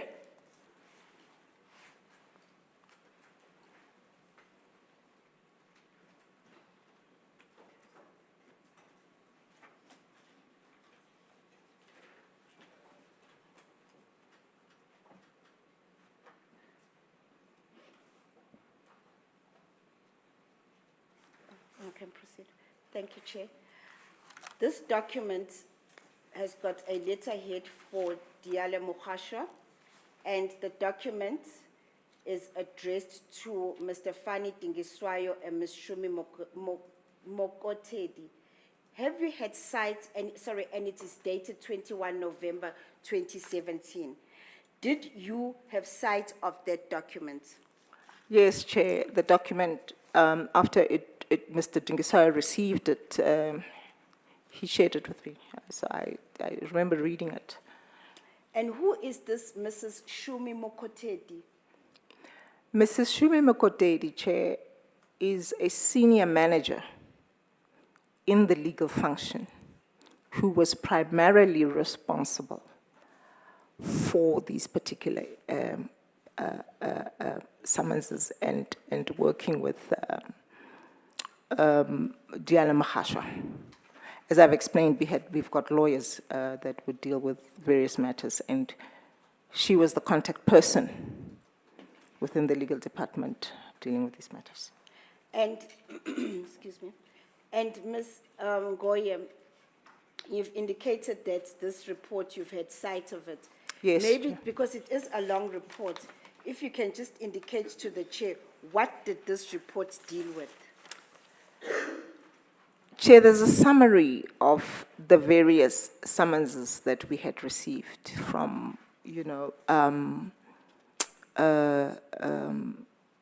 from CIA, effectively. The judge at the time had requested that this information be provided. I mean, at the time, one read it and understood that that was there. And the lawyers obviously explained what each matter entailed and reported accordingly. And from the reading of this document, did Mr. Mohashwa indicate the defenses with regards to each of the summonses that had been submitted? Chair, this is such a long time ago, I must be honest. I mean, I can't remember the specifics of this unless I'm given an opportunity well, it would be to quicker read. if you simply refer it to a paragraph in the report, if you want to ask a question regarding the report. Okay.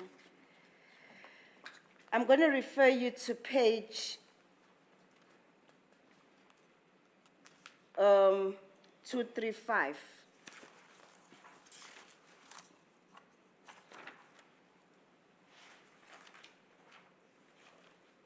I'm the chairperson. And in regards to paragraph of that, on page 235, paragraph 2.1 point, 2.1.9 first. Yes. That specific paragraph deals with the disputes between the parties be referred to arbitration, and that the present disputes had not been referred for arbitration, the one that is referred to in the paragraphs above. But he further goes on to say 2.1.10, the second defense raised in the plea. Can you see that? Yes, I can, Chair. Which is an indication, did it then sum up the defense with Yes. regards to that? Yes, Chair. And then 2.1.11, the third defense raised. Is That's, that, yes, I can see that, Chair.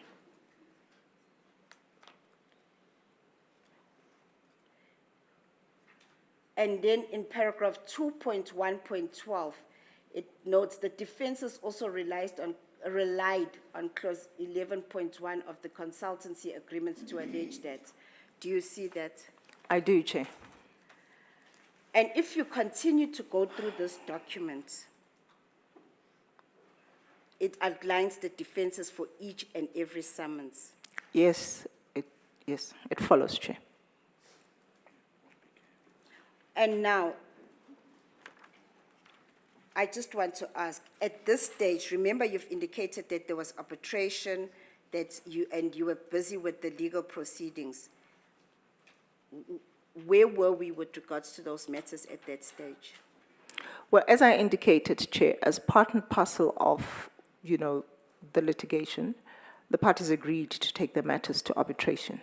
And during that process, we then learned that CIA DB Engineering had applied for voluntary, liquidation.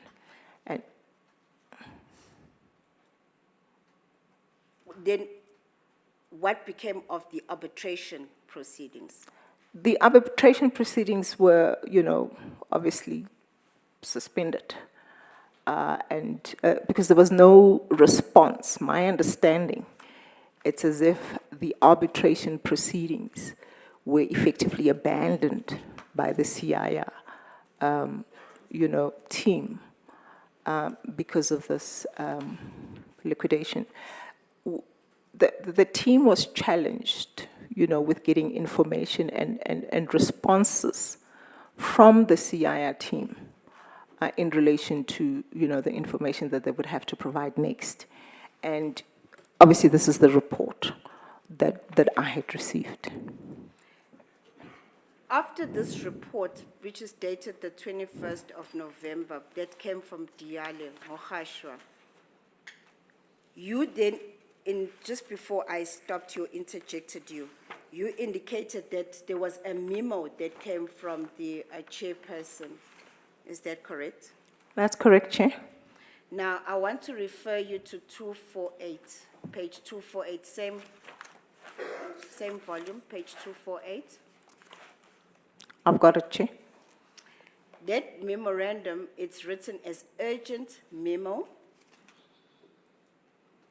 I can see that, Chair. Yes. and it is addressed to the acting group chief executive, Mr. Zide, Yes, Chair. from chairperson interim board advocate TAN Makhubele SC, dated 28 November 2017, subject CIA Consulting Engineers, Pty Ltd, inquiry in terms of section 417 and 418 of the Companies Act 61 of 1973. Have you had sight of this memo? Yes, we did, Chair, because Mr. Zide, upon receipt of the memo, gave it to us as the legal department to assist in responding thereto. And if you look at paragraph 1, it speaks to, I refer to various discussions between us about this matter, as well as our brief discussion with the Group Executive Legal Risk and Compliance, Ms. Martha Ngoye, on 14th November 2017. That's correct, Chair. And in paragraph 2, it says, I confirm receipt of a report from Prasa's attorneys, Diale Mohashwa, dated 21 November 2017. You note that? I do, Chair. And thereafter, it speaks to the CIA, matters. That memo was speaking to the CIA matters. That's correct, Chair. It further, in paragraph 3, it then deals with the issue that Mr. Mohashwa or Mohashwa Diale attorneys were appointed to represent PRASA to deal with the liquidation matter. I note that, Chair. As acting Group CEO, such instructions would have come from you. That's correct, Chair. I just want to pause for a moment on that paragraph. When the employees of PRASA went to the insolvency proceedings, you indicated that counsel had been instructed to represent them. Am I correct? Well, to sit in the hearings, because our lawyers could not say anything at the hearings. So we asked them to support the employees that had gone there. So there was representation Yes, for Diala Makhashwa did attend. Okay. And then it obviously goes on to say, it also appears from the report that at some point the matters were referred for arbitration, but what is not clear is whether this happened before CIA Consulting Engineers went into the liquidation or not. I know that, Chair. Okay. Now, I want to pause there for a second as well. The indication is that she's not clear about this whole process. But when you go to the report of 21 November, which you had received from Diala Makhashwa, it had set out exactly what had taken place in regards to the matters. Am I correct? That's correct, Chair.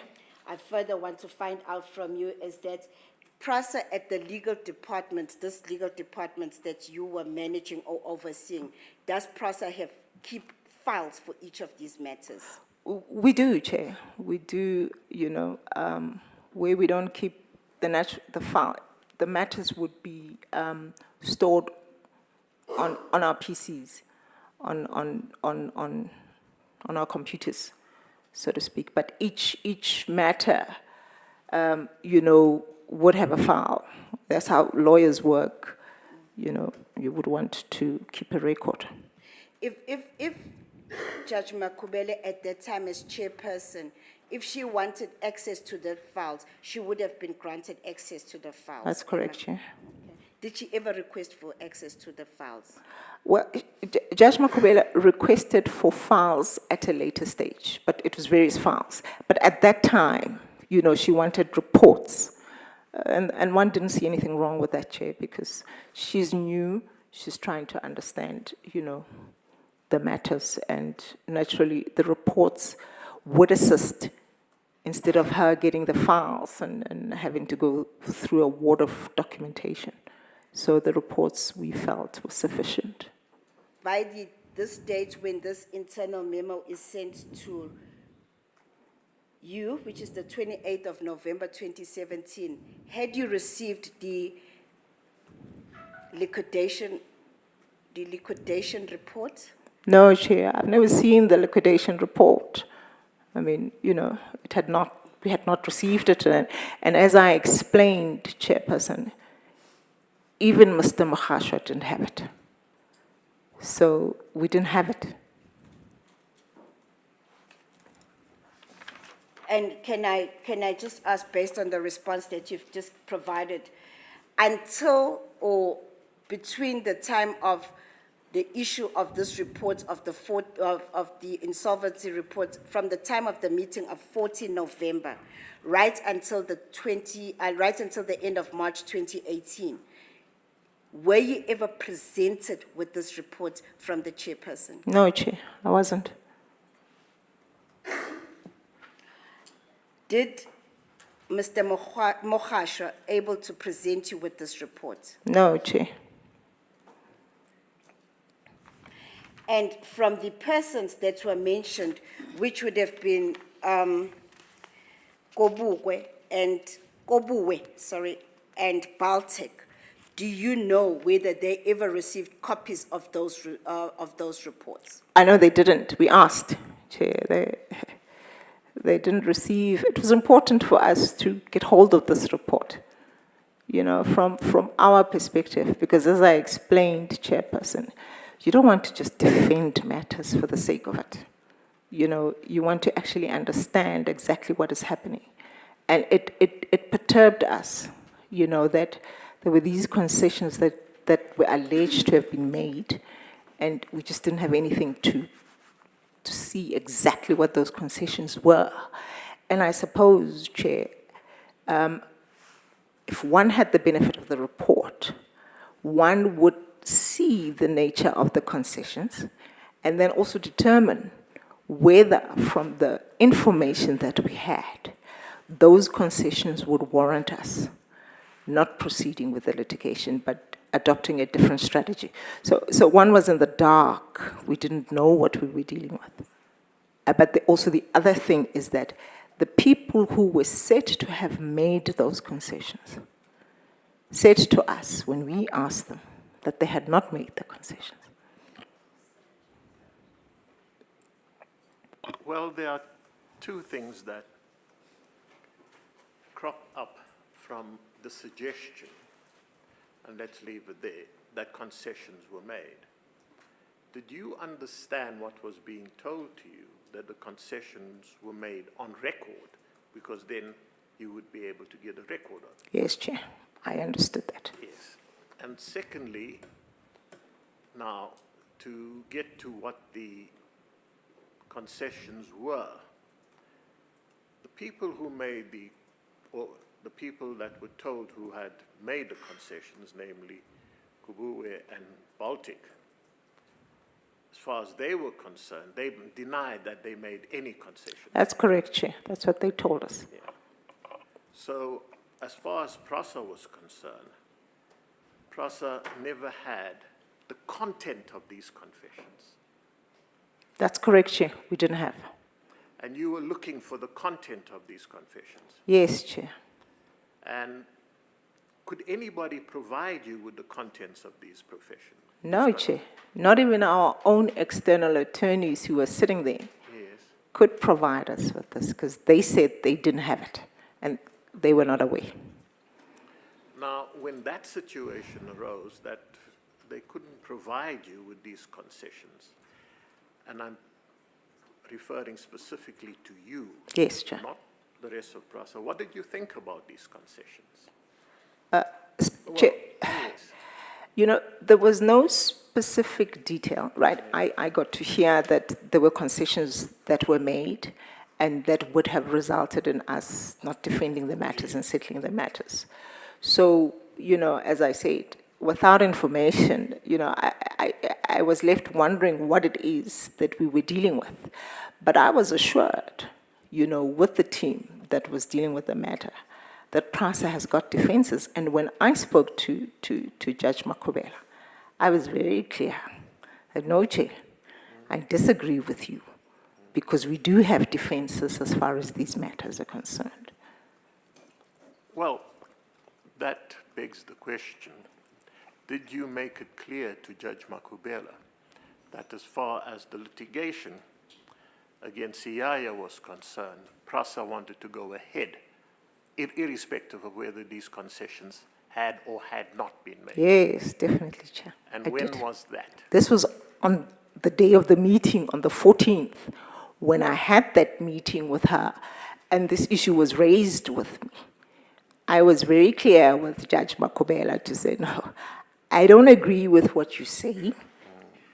We have a defense as PRASA.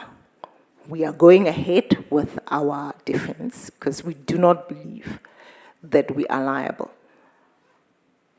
as suggested. And how did she respond to that? Well, she said, based on the information that she has, we didn't, and we ought to have settled these matters. So there was that misunderstanding, Chair, or misalignment between myself and the chairperson, and she had the benefit of this report, which I didn't have a benefit of.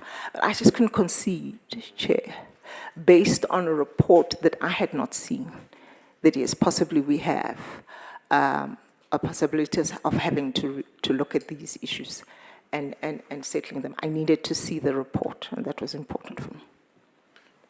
So if I understand the situation correctly, on the 14th of November, when you had this meeting with Judge Makhubele, then, that's 2017, Yes, Chair.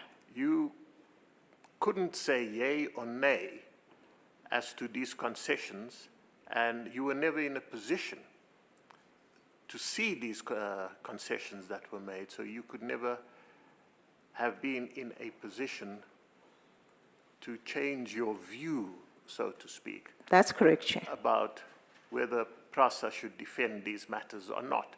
That, And PRASA had already, well, it was almost a year or two later, entered into and from the documents I see, have already filed their defenses to these actions. Is that correct? that's correct, Chair. Yes. Yes.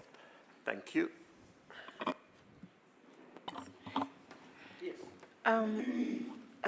Ms. Ngoye, just for clarity, when Judge Makhubele asked you for the reports or the files, were they meant for herself or for the board, the interim board, to discuss? No, well, she asked them as the chairperson for them as the chairperson of the board, and my understanding was they were meant for her. Not the board, but for her. Okay. If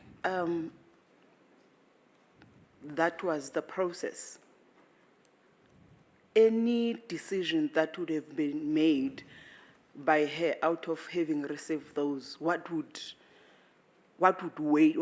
would it have? So I'm not understanding the question. The reports or the files are being furnished to her. She has this information. She looks at that, at the files. Then she gives you instructions, for instance. Or she gives a suggestion that you ought to have settled. Would that have been a direction to take without the board? No, not the way we operated. I mean, Judge Makhubele would, at the time as a chairperson of the board, I wouldn't take it as an instruction from the board, for instance, if maybe I'm understanding the question that you are. And that's why when we approached this issue, it's important for the chairperson to be privy with what is happening in the organization and so on. So that particular, let's say, for instance, she said, no, these issues would be settled. We, right, understanding the matters and having dealt with the matters clearly longer than she would have, because remember, she was new in the organization, we wouldn't have just taken that instruction as just because it's coming from the chairperson, it needs to be done. We would want to engage with the chairperson so that at least we understand each other, as far as the particular matter is concerned. And that's how, when asked anything as the legal department, that's what we would do, Chair,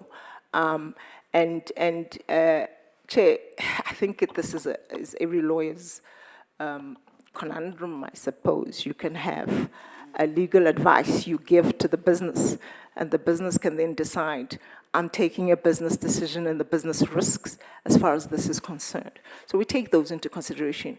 But one thing that we always did, right, was we documented stuff so that later on, if maybe we didn't agree with Judge Makhubele, it would be on record that this was what had transpired and this was what was suggested and this was our view to it. But however, you also mentioned that there was an arbitration that was initiated. Who was the initiator of that arbitration? both parties agreed. Okay. It was an agreement.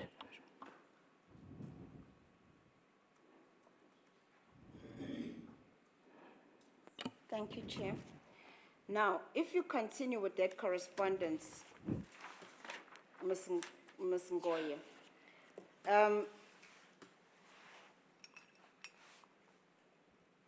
Judge Makhubele in paragraph 8,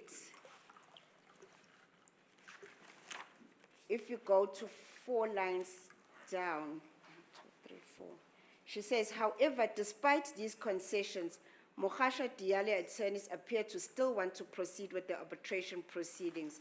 They, however, did not address the prospects of success at the arbitration proceedings in view of the evidence that has already been laid at the liquidation inquiry.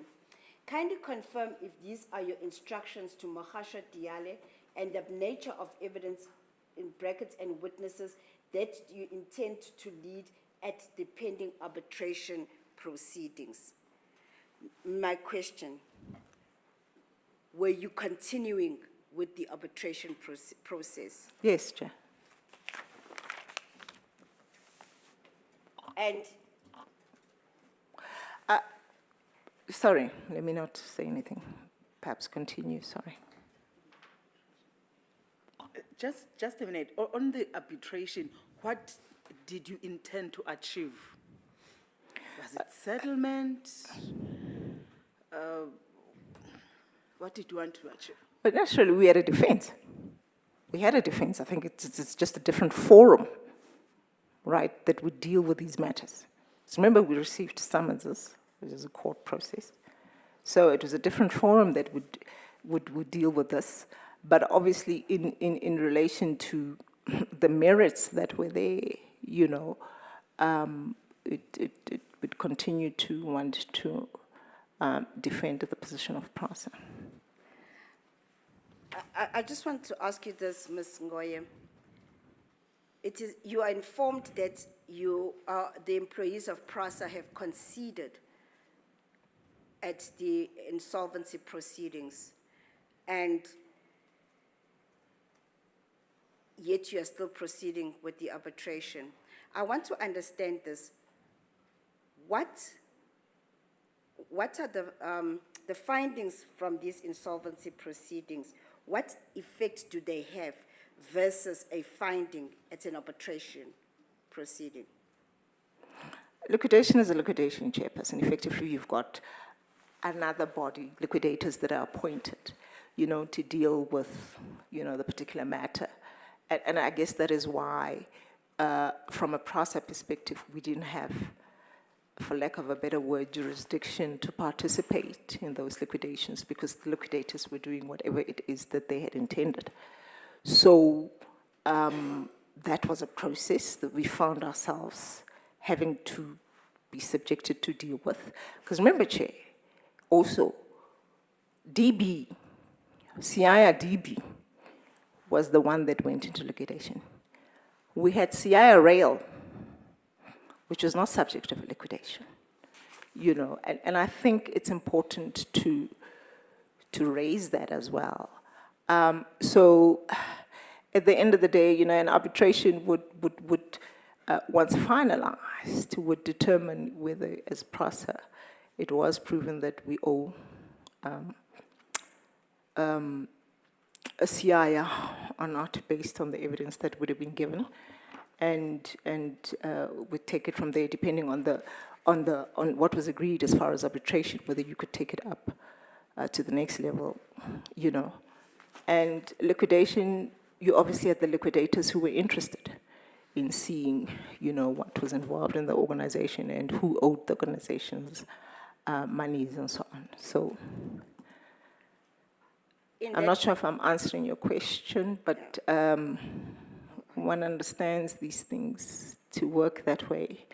And if we were somebody who owed CII, right, the liquidators would decide whether they're coming for us or not.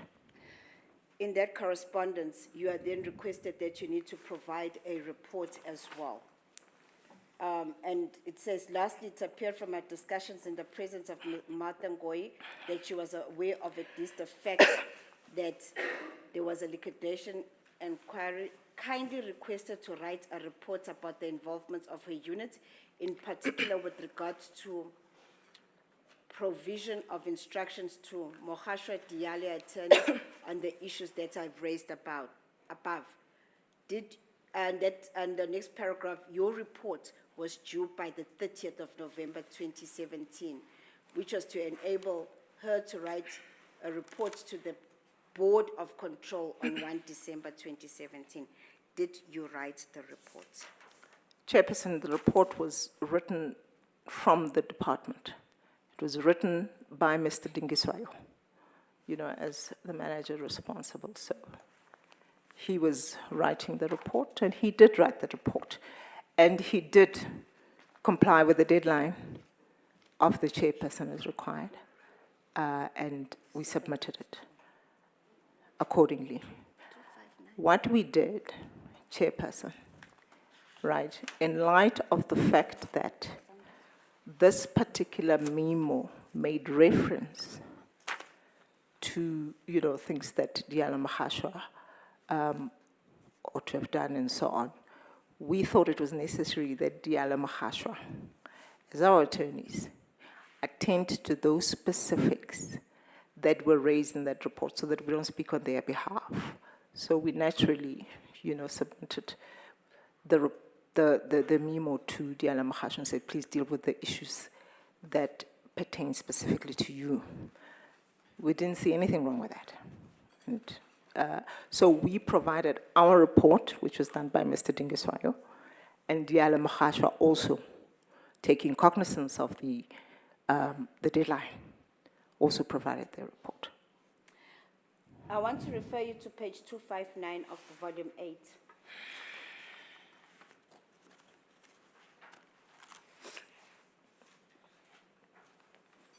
I've got it, Chair. Do you recognize that memo? Yes, I do, Chair. Is this the memo that you refer to as the legal unit having submitted to, in response to the memo dated 28 November 2017? That's correct, Chair. That's the one. Just the first paragraph of that memo. It's in the plural.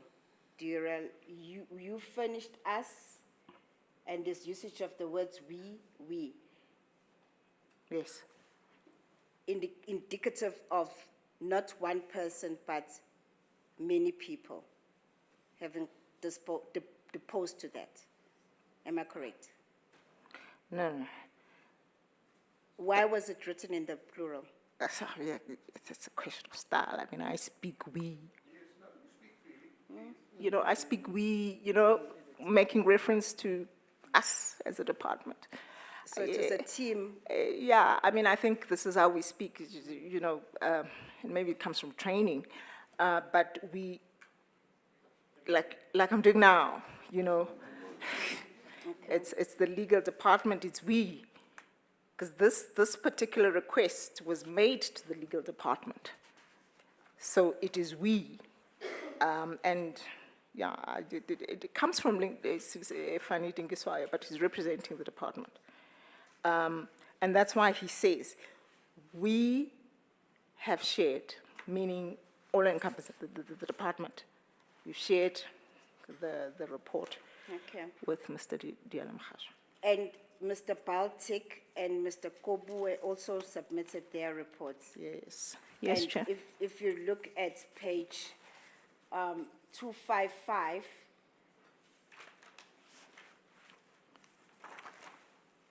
it's a report to the acting group chief executive officer, Mr. Zide, from Mr. Kobue, and he indicates, did you have sight of this report from him? I think I did, Chair. So long ago. I think I did have sight of this because I had engaged with, together with Mr. Dingiswayo, had engaged with Mr. Kobue on the particular matter. And again, if you look at page 257, that is the report that was to 258. That is the report by Mr. Baltic. Yes, it's got his name there. And if you go on to page 266 of the bundle, that is from Diale Mohashwa, and it is dated, it is emailed to yourself, Mr. Fanny Dingiswayo, and Ms. Mokotedi, and it's dated 30th of November 2017. Yes, Chair. So all the people who had been requested for reports submitted reports. Yes, Chair. It was coming from, the instruction was the chairperson's instruction. You've got to comply with the timeframes. Now,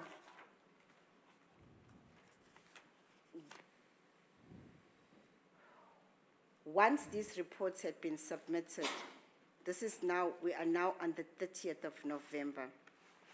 Okay. We are now on the 30th of November. The reports are submitted. Yes, Chair. What happens? The 30th of November, I must try and recall also, what we got, Chairperson, from Mr. Zide, following our submission of the reports, because we thought we had complied. He advised that the chairperson was not happy with the fact that we had shared her memo with external lawyers, and she was not happy with that, and she felt disrespected, and the issues. I can't remember if he sent it to us in an email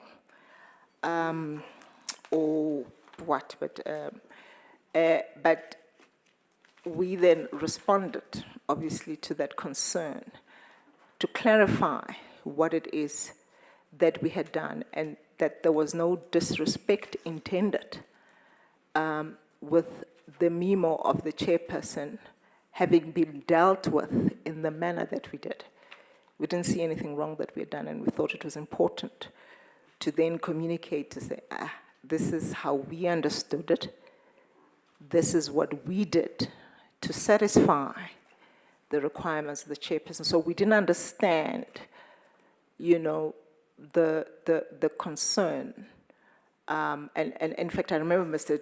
Zide saying the chairperson is very angry. So you don't know. Please, can I refer? This is something new now, that the chairperson got angry, and that the chairperson is Judge Makhubele that we're talking about. Oh, sorry, Chair. Yes. Yes. When you had a conversation with her about concessions being made by witnesses from PRASA, you went in and you investigated whether such concessions were made, what they contain, and how it affected PRASA's position. That's my understanding. That's correct, Chair. Yes. To do that, you had to, speak to various people. That's One correct, of them Chair. was the attorney who was present at the 417 inquiry. That's correct, Chair. And at some stage, that's what we are now on. You say Judge Makhubele got angry. Yes. And when was that? This was after we had submitted the reports.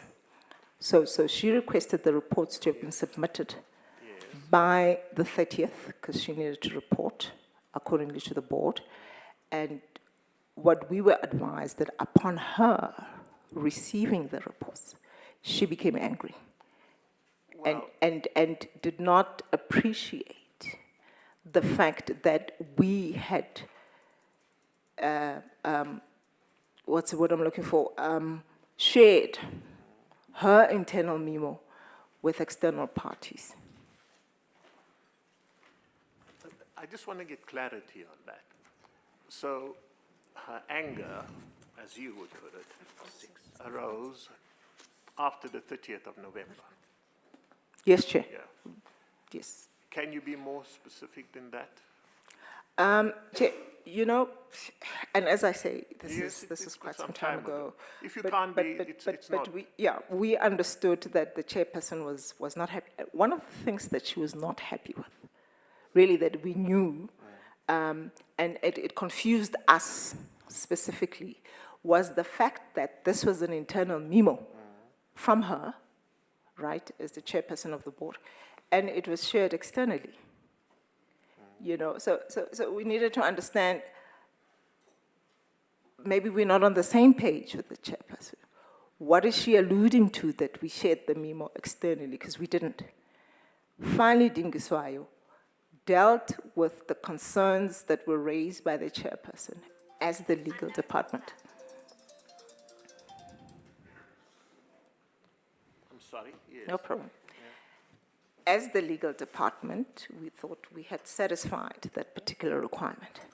But however, because there were specifics that related to Diale Mahashwa. Now, we didn't take Diale Mahashwa, chairperson, as an external Well, he was part of your Yeah, he department. was part of the legal team. So we didn't think there was anything wrong that we had done, in relation to the concern that was raised by the chairperson.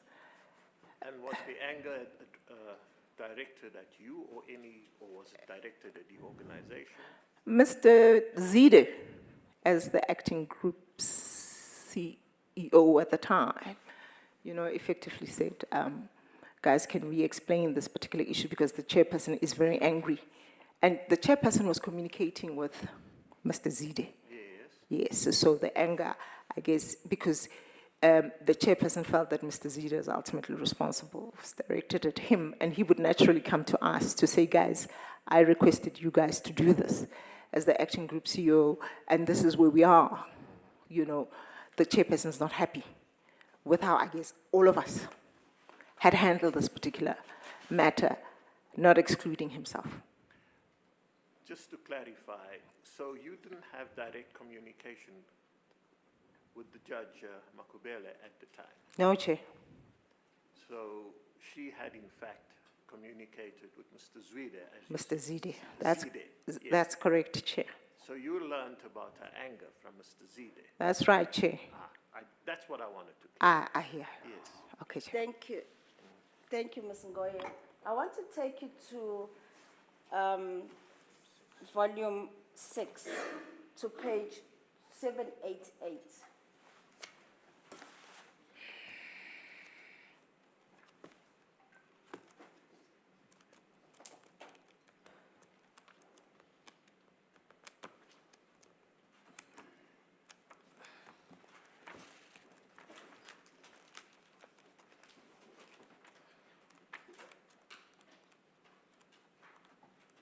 Okay.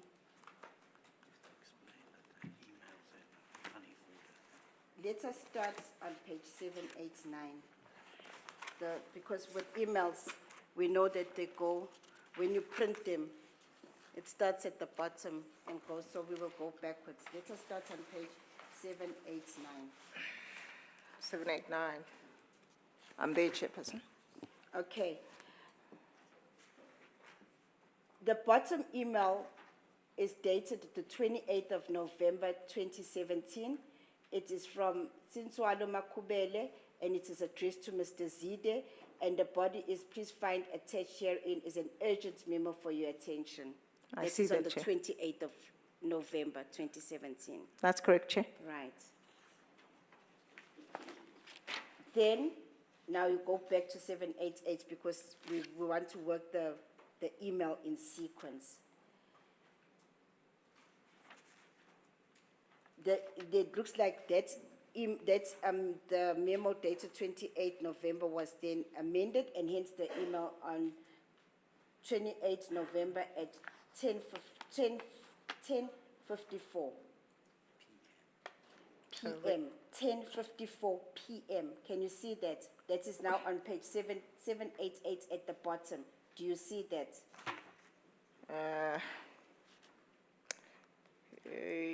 10:58. 10:54, yes, I see, Chair. 10:54 p.m. You see that? That's correct, Chair. Right. The next email will be the one above, which is then from Mr. Lindikaya Zide to yourself. This is now on the 29th of November 2017. That's Do correct, you see Chair. that? Right. That's it. Yes, I do. And it says, dear colleagues, I had a bit of a challenge yesterday receiving my email, and I'm requesting that we action the amended memo. Mr. D, accepting that Sister Boss is not in, can you please action the matters contained in the attached amended memo? Can I also request that you alert Mr. Mokhashwa and Mrs. Kubuwe, Baltic, and Vermeulen of the chairperson's request? Do you see that? Yes, I do, Chair. So, in other words, that memo was circulated by Mr. Zide with a request that Mr. Mokhashwa be alerted. Yes, Chair, but also naturally, you read the memo, and from there you would deduce that you would need to get information, even though Mr. Zide had said it in this email. And I guess I was not there at the time. I can't remember where I was at the time when the memo was sent. But you apply your mind to what gets given to you and you deal with it accordingly. But it was obviously clearly also specific from Mr. Zide from this email. Okay, I'm going to take you now to page 790. The email at the bottom. Oh, yes, Chair, can I say?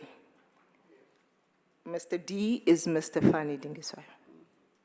They call me Sister Boss. They call me various names, Boss Lady, Sister Boss. So the Sister Boss, they would be referenced to me.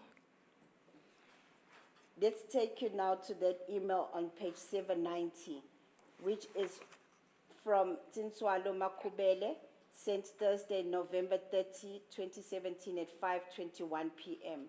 And it's to Mr. Lindikaya Zide. And it reads, Dear Mr. Zide, please explain to me the reasons for sharing an internal memo with Mohashwa Diale attorneys. There was a specific instruction that was to be communicated to the attorneys. Why do you need legal assistance to respond to internal matters? I know that, Chair. Yes. When you indicate that there was anger, is that in reference to that email? Oh, yes, Chair. You know how Mr. Zide was sat on the same floor, so you could walk to each other's floor. He didn't actually occupy the group CEO's office that was sitting on the other side, although it's on the same floor. So we spoke, and I guess this is then the reference to the email that he would have received to say, guys, you see, this is what I got that relates to that. And it became specific here that the external was Diale Mahashwa. As I said, Chair, we didn't regard Diale Mahashwa as our external, as an external party to the matter. And Mr. Lindikaya Zide then responded as per the email above that email. Not responded, but wrote to you colleagues, Yes, he said bringing that. to your attention the email below from the chairperson. Yes. Okay. Yes, Chair.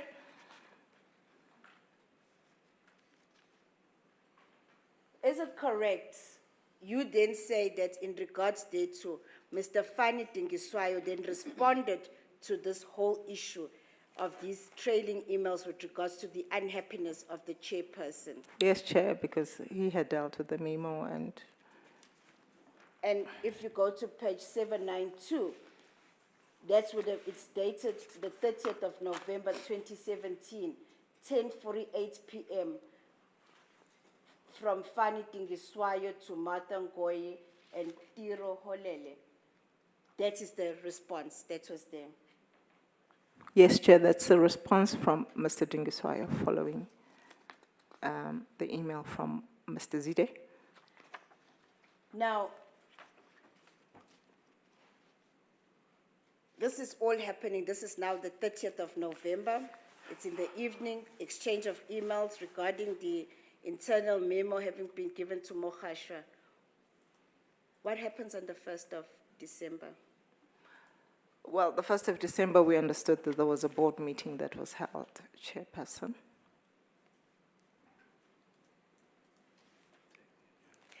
Chairperson, I note that it is now 5:02. I don't know whether we can take the lunch adjournment and come back to start off with the events of.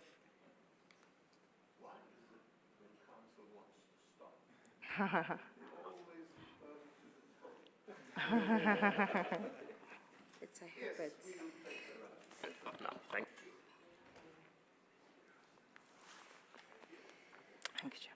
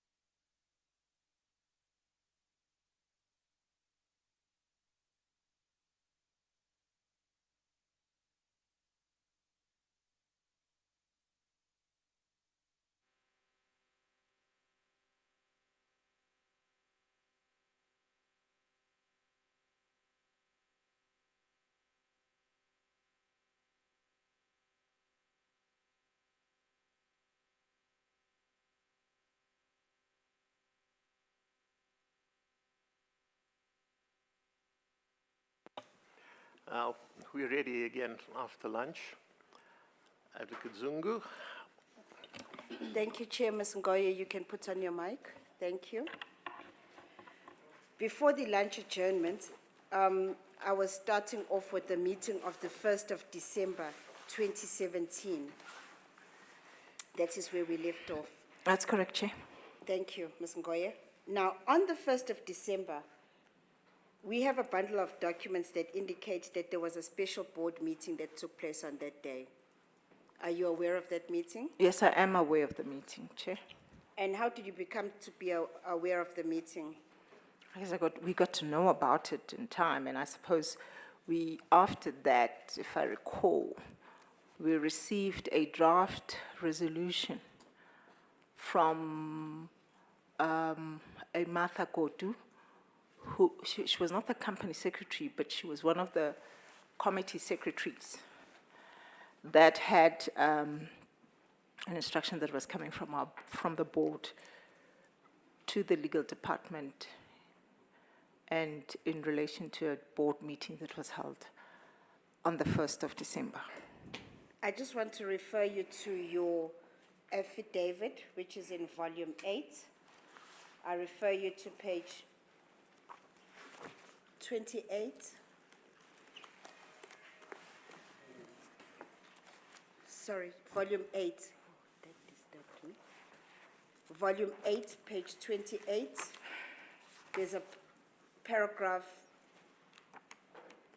marked as alleged resolution of 1 December 2017 suspending process legal panel of attorneys. Do you see that? Yes, I do, Chair. Okay, let's continue. You say that you received it from Ms. Martha Kotu and with an instruction for the legal department. That's correct, Chair. Yes. Okay. And, oh, God.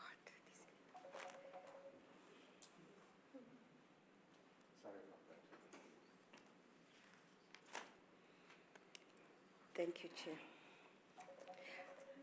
I can't. Sorry, it's not my laptop, so I'm trying to figure out how to.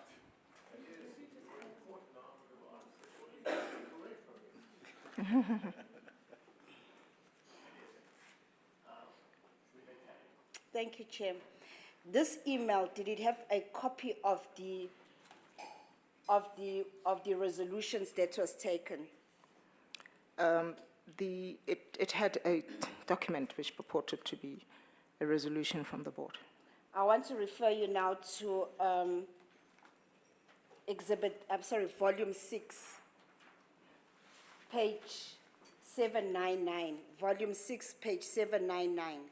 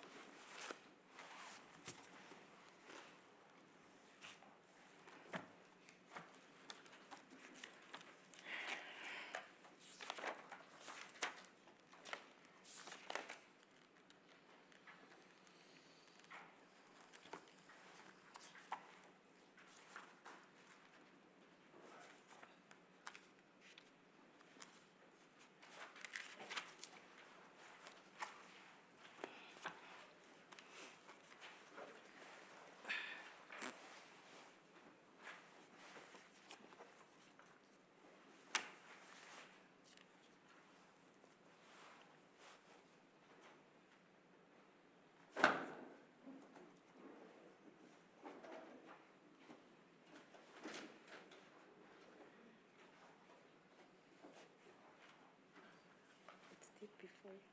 Oh, okay. Thank you. Ms. Ngoye, please can you confirm whether you identified that document? You're able to confirm whether or not that is the document that you received with the note from Ms. Kotu? Yes, Chair, it is. Okay. Now, I want us just to briefly go through this document. If you go to page,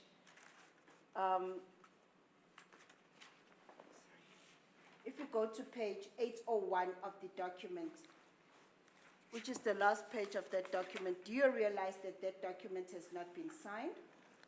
That's correct, Chair. However, you had been requested to deal with the resolutions. Yes, Chair, we were. Okay. And this document is headed as the certified extract of the special board meeting resolutions made at the meeting held at, and it gives the address on Friday, 1 December 2017. That's correct, Chair. Right. Ms. Ngoye, there are certain resolutions which are on this document. The first one being the submission of litigation matters, and the request is that the executive legal risk and compliance must hand over all the litigation files relating to the contracts and or contractors emanating from the investigations to the office of the company secretary. That's correct, Chair. I see that. And then I want to go on to the fourth resolution, the status of the legal panel. And in regards to that resolution, management should provide a report to the board on the status of the legal panel and provide reasons why the legal department still uses a legal panel that appears to have expired.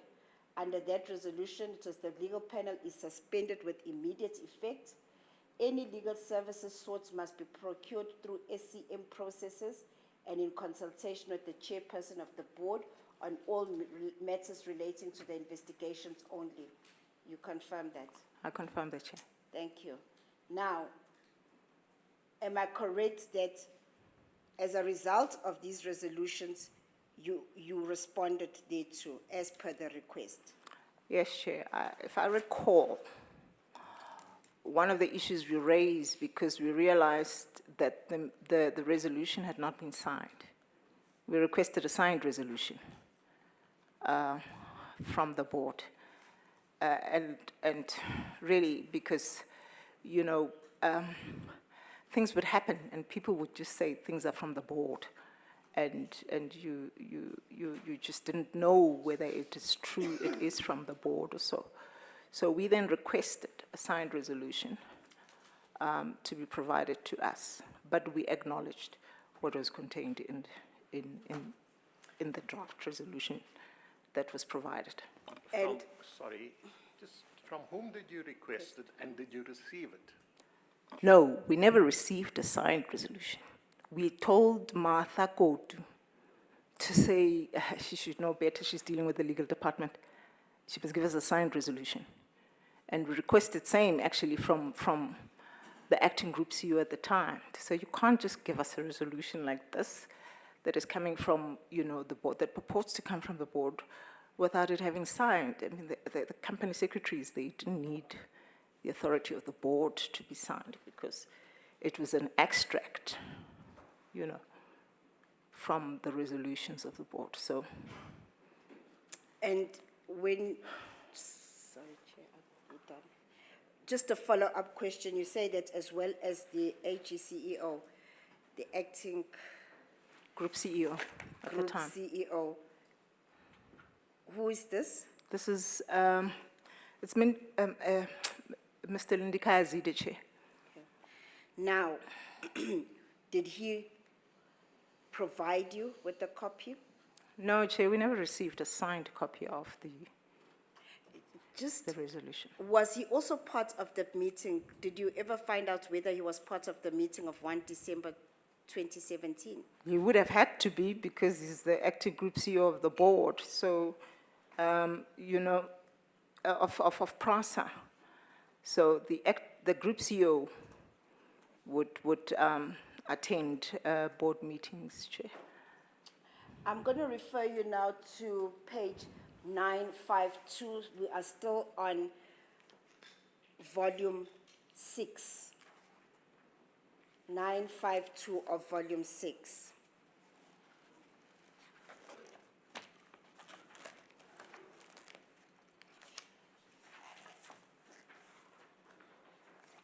This is a memorandum addressed to the chairperson of the Board of Control of PRASA, Advocate C.A.N. Makhubele SC, and it is from Group Executive Legal Risk and Compliance, Martha Ngoye, and General Manager Group Legal Services, Fani Dingiswayo, dated the 5th of December 2017. The subject is draft board.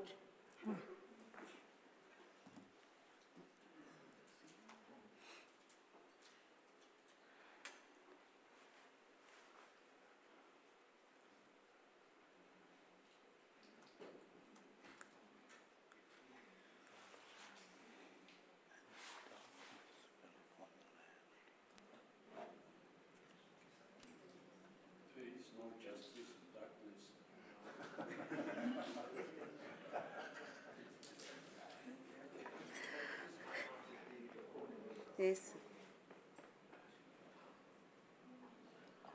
Okay, there it seems to be recording. Thank you, Chair. Now, as I indicated, maybe just to take it back, the memorandum is dated 5 December 2017.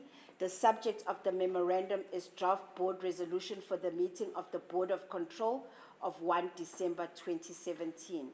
So can you confirm that you were one of the authors of this document? That's correct, Chair. We were. I was. And you responded, and this memo was in response to the resolutions as of 1 December 2017. That's correct, Chair. You acknowledged in that memorandum that it was an unsigned draft board resolution, am I correct? That's correct, Chair. And in this memorandum, you then dealt with the number of issues that had been raised from that the unsigned minutes. That's correct, Chair. Now, Ms. Ngoye, if you look at this, if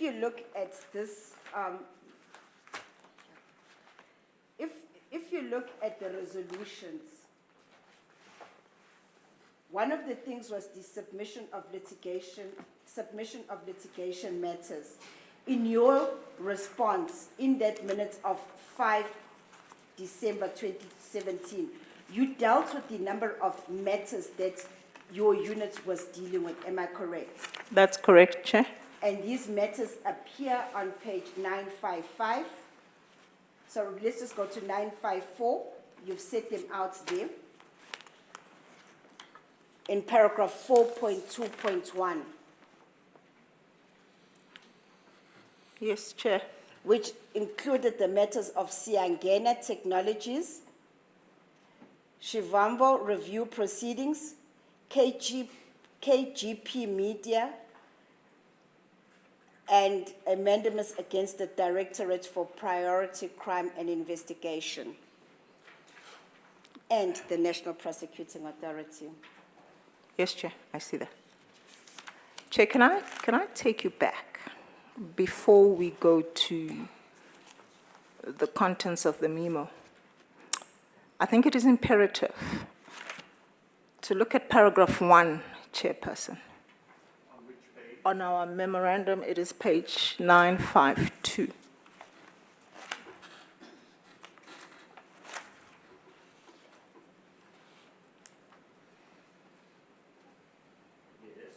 Chairperson, you will note that the memo is dated the 5th of December 2017. We had been waiting for a signed resolution. And when we realized it was not forthcoming, we decided to deal with the memo, the draft resolution that we had received. And we were intentional in our approach to bring this to the attention of the chairperson of the board herself, because we felt she must know that this is what we had received, and not necessarily to, the company secretary who had given us the memo. I'd like to read paragraph 1, Chairperson, into the record if it's acceptable. We say we are in receipt of an unsigned draft board resolution for the meeting of the Board of Control of PRASA of 1 December 2017.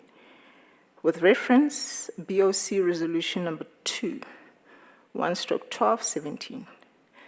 There are a number of concerns that this document raised with us, And we would like to point these out to the BOC. BOC would be the Board of Control, Chair.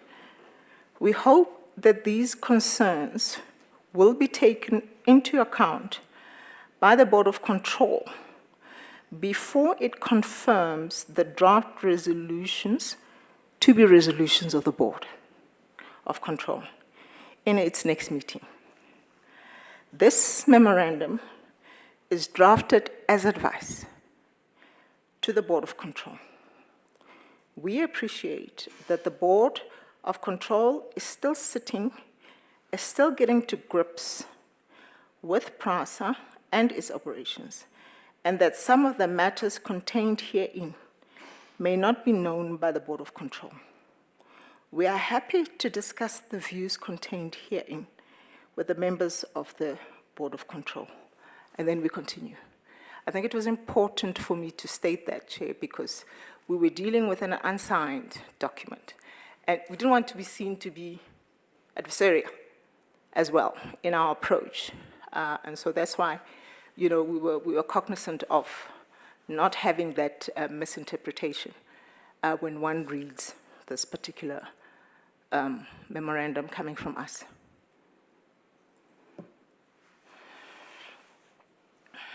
Sorry, you did this in spite of the fact that the board is not correct? Yes, we did, Chair. We You're respect. aware of it? Yes, yes. But you wanted them to deal with your response, yeah? Well, the board was sitting, and it was said to have been a resolution of the board, Chair. Yeah, the issues of correlation, were there, and I, with respect, believe that there were issues that were supposed to have been taken on by the board, really, at the end of the day. Because we had dealt with these issues before, Chair. We dealt with these issues with the board of Popo Molefe around correlation, and this was an issue that needed to have been considered. Thank you. I want to deal with this issue of the legal panel that you referred to, that is being referred to in the resolution and that is referred to in your response in that memorandum dated the 5 December 2017. When we talk of the legal panel, what are we talking about? Chairperson, as a state-owned enterprise, we are required to obviously go out to tender in relation to services we get from anybody. And the legal, function was not an exception there too. So therefore, there was a list of law firms that had obviously gone through the process, and we knew who they were, and they were the panel that would be briefed by PRASA in relation to various matters pertaining to legal issues within the organization. So it was a panel that was in place at the time of law firms.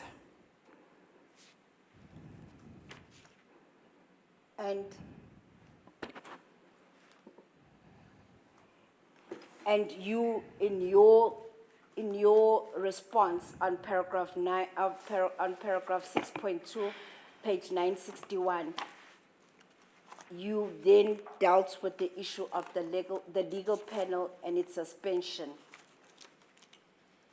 What were your concerns with regards to its suspension?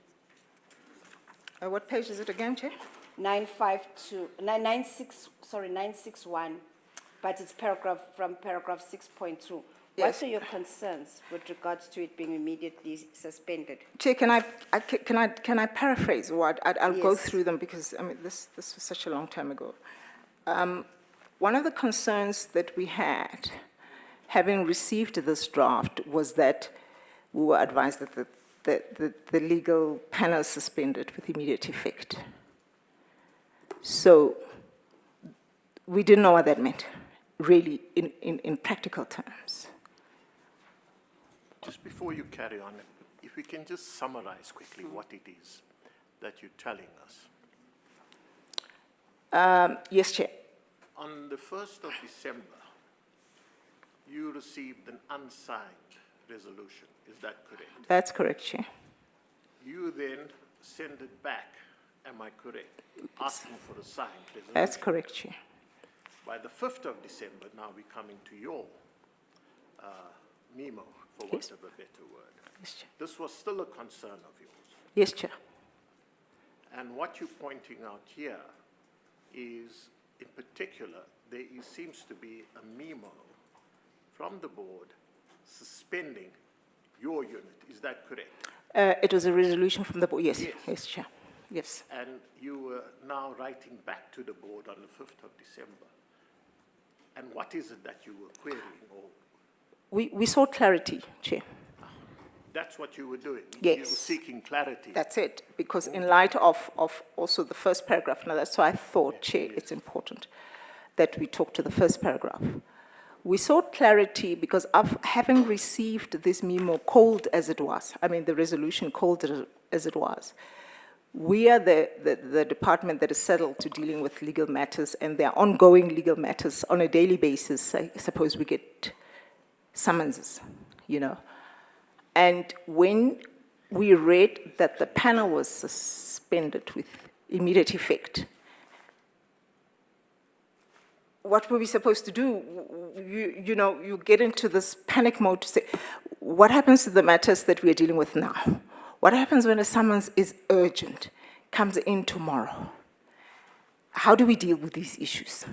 You know, and the expectation, at least, that we thought we would have had at the time was that perhaps maybe it would have been necessary for the board to engage us as the legal panel and to try and understand from us why it is that we were dealing with this irregularity, because we considered it was an irregular legal panel at the time, you know, but there were matters that were running for a very long time. So that was one of the main concerns that we had to say, where does this place us as the legal function?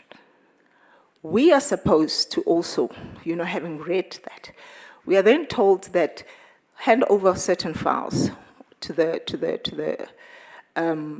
office of the company secretary. No qualms with that, Chair. That will do. It's easy.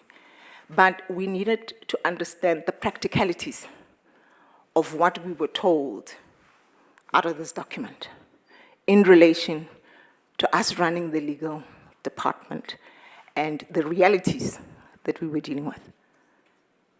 Yes, thank you.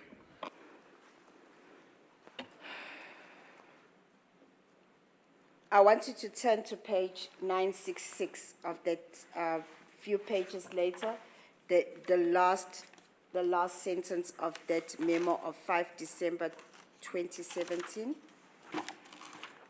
966.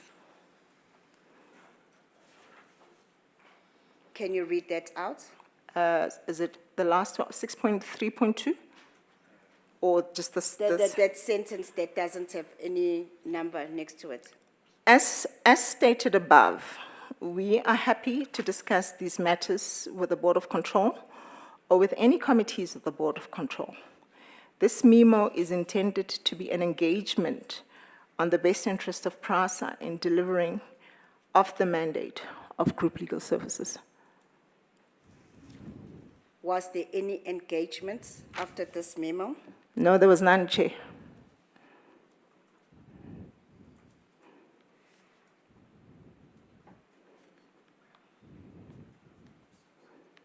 What then did you do with respect to the matters that were outstanding and required counsel, and yet the panel had now been suspended? What then happened to the representations in those matters? We continued, Chair, you know, with the status quo, because if I recall, and I'd have to look back, and I think there was a proposal somewhere that the panel that must be used must be the SACA panel, South African Aviations, I think it was. So it was their panel that we were supposed to use, and what we understood was Regulation 16 was relied upon to get that panel. And we had advised the organization on the usage of Regulation 16 in respect of PRASA as a Schedule 3B, Chair, and that it was not applicable to PRASA as an organization. We dealt with that even before this particular board. So when we thought that, we thought this is actually telling us to replace an irregular panel with an irregularity. Now,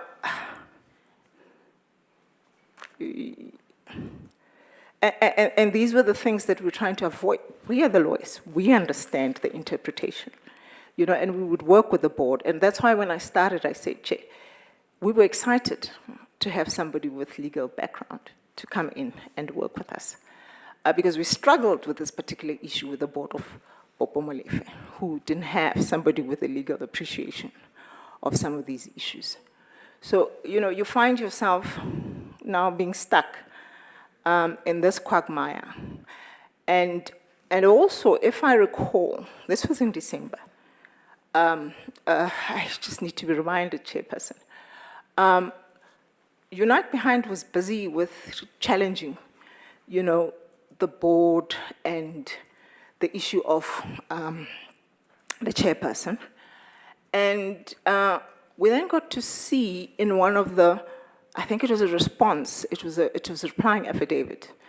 The evidence leader would have to assist me with where it is, if it is in the panel, in the documentation, where Mr. Lindikayazidi, right, who was the acting group CEO at the time, who would have sat in the board meeting, then deposes to an affidavit that says, this is not a resolution of the board. So, If we can just get clarity on all that you said. You had an unsigned resolution yes, from the board dated 1st of December yes, Chair. 2017. Yes, Chair. This caused some confusion. First of all, it wasn't signed. That's correct, That Chair. was the first issue.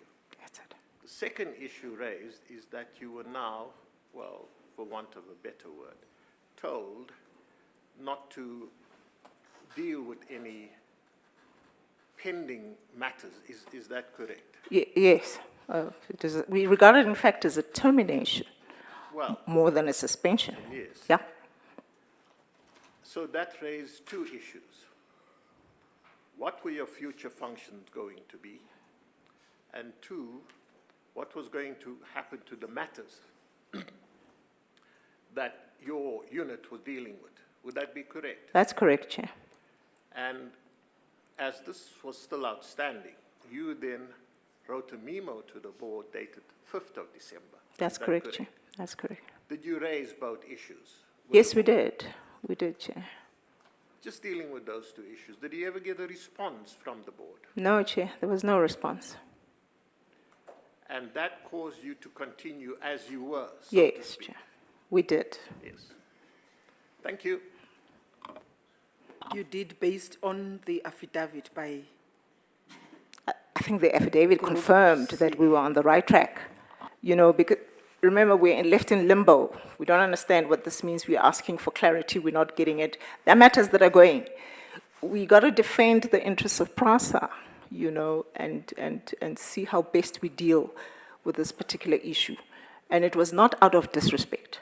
I need to state that. But again, when you're left with running, and when answers are going to be sought from you, I can't then rely on the fact that I exercised an unsigned resolution, to leave PRASA's matters and to have PRASA get default judgments against it, in relation to litigation that we were then going to get.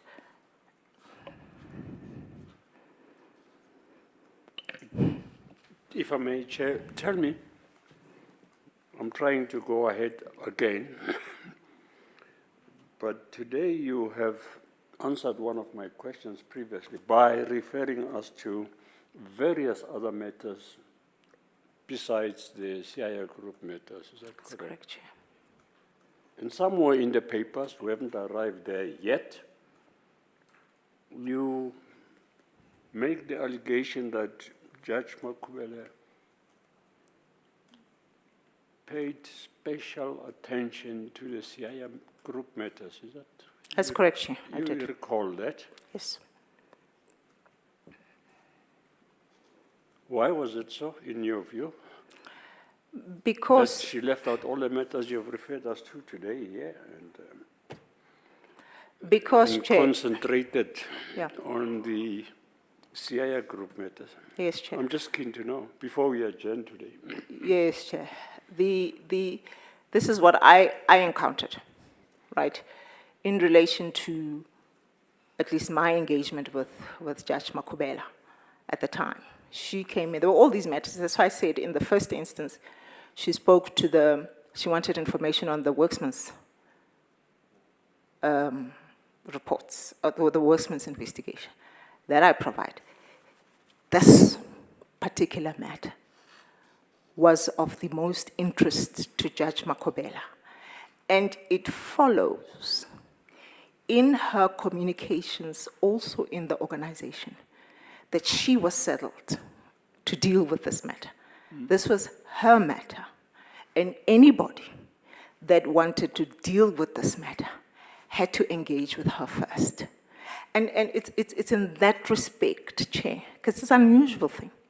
It is in that respect that one is saying, clearly there was bigger focus on the CIA matters. I hasten to say, Chair, in relation to that specific time, we were settled with the Siangena matter. It was huge, Chair.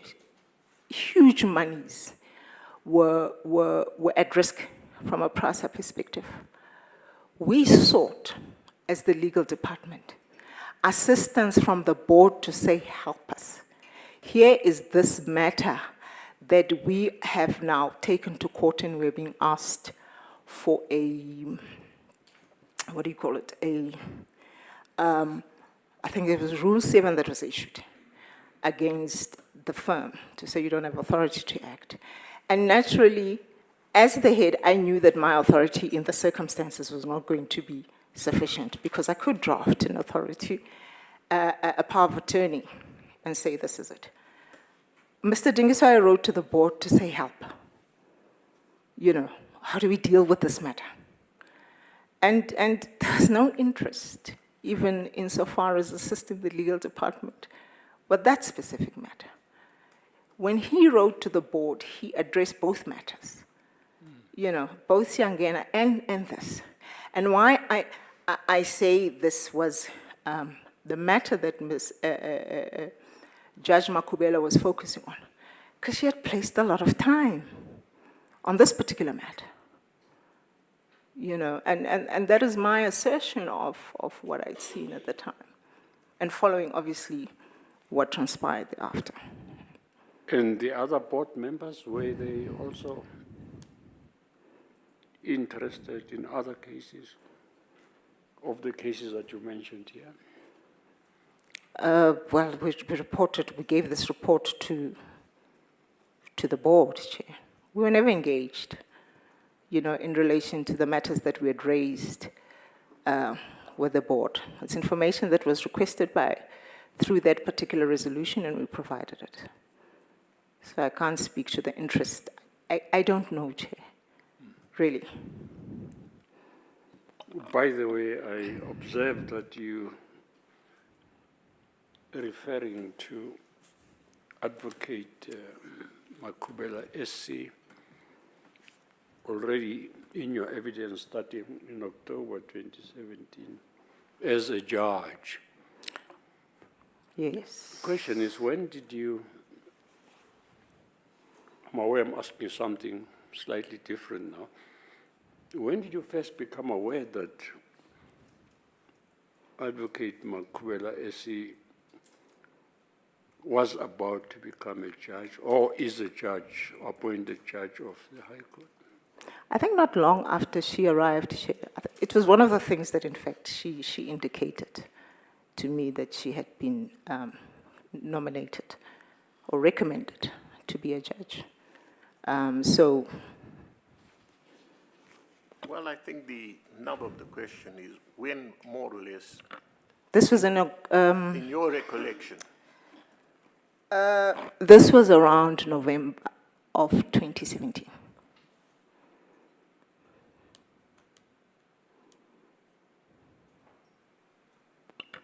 Advocate Zuma, sorry, thank you. Thank you, Judge Mashidi. Between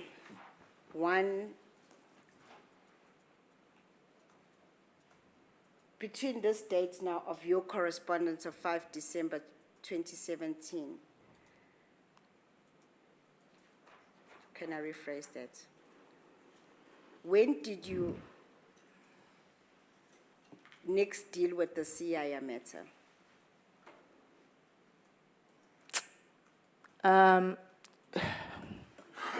So in December, if I recall, Chair, the next time, let me explain this, Chairperson, to you so that I don't miss out certain things. In between December and January, February, we were aware as the legal department that Diale Mahashwa was, constantly in the building. We were all on the third floor with the chairperson's office, and we'd naturally bump into each other. Why are you here? The chairperson I'm having a meeting with the chairperson in relation to CIA. Okay, now we're not part of that, we don't know, but we take cognizance of that. So during that period, we realized that there was quite a number of meetings that were happening with the chairperson in relation to CIA. There was no engagement between the department and the chairperson of the board in relation to CIA after the memos that we had drafted. So naturally, in fact, I did. I went to Mr. Zide, and I said to him, Mr. Zide, I'm very concerned that I see Mr. Mahashwa here, and you are part of the meetings that are happening with the chairperson, with Mr. Mahashwa, but the legal department is not there. You understand the policies of PRASA in relation to how legal matters are supposed to be dealt with. You know that a law firm, external, could not sit with any business of the organization without the presence of an internal legal advisor. Why is this practice going ahead? And his response to me was, the chairperson prefers it that way. I left it. I'd raised my concern. He's the acting group CEO, right? I raised my concern, he knows that. This particular issue continued to bother us, chairperson, as the legal function, especially Mr. Ngusai and myself. We then decided we are going to phone Mr. Mahashwa and ask him direct. He knows the rules of engagement with PRASA as an external legal firm, but he was not complying with them. We asked him on speakerphone. We said, Mr. Ngusai called and said, we see you here. You're not talking to us. What is the story? What is happening? Why are you frequenting the organization and the office of the chairperson, but you're not engaging with us? His response, chairperson, was, the chairperson has barred me from speaking to the legal department. Right? And I immediately said to Dingisaya, let's leave it there. So we left it because we didn't want to get into discussions of why, do you know? We just left it at that, chairperson.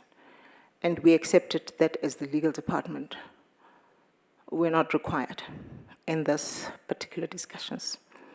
But however, Chairperson, we knew that this matter would come to us. The CIA matter, yes. We are talking about the The CIA. CIA, yes, I'm just making reference to CIA matter, Chair. Yes. Would come to the legal department one way or another. We'd get to know about it because the business, and this is the relationship that we had with the business was free to engage with us when they needed certain clarity. And, you know, it was understood that when it came to certain things, the sign-off of the legal department was necessary.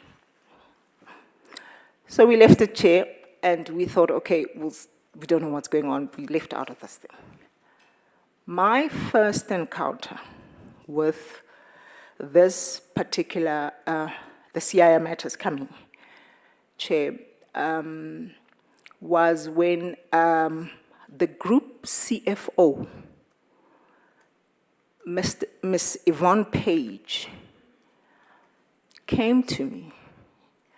I can't remember the times exactly, Chair, but and I can be reminded. And she brought with me this document, to me with this document, which was a settlement agreement.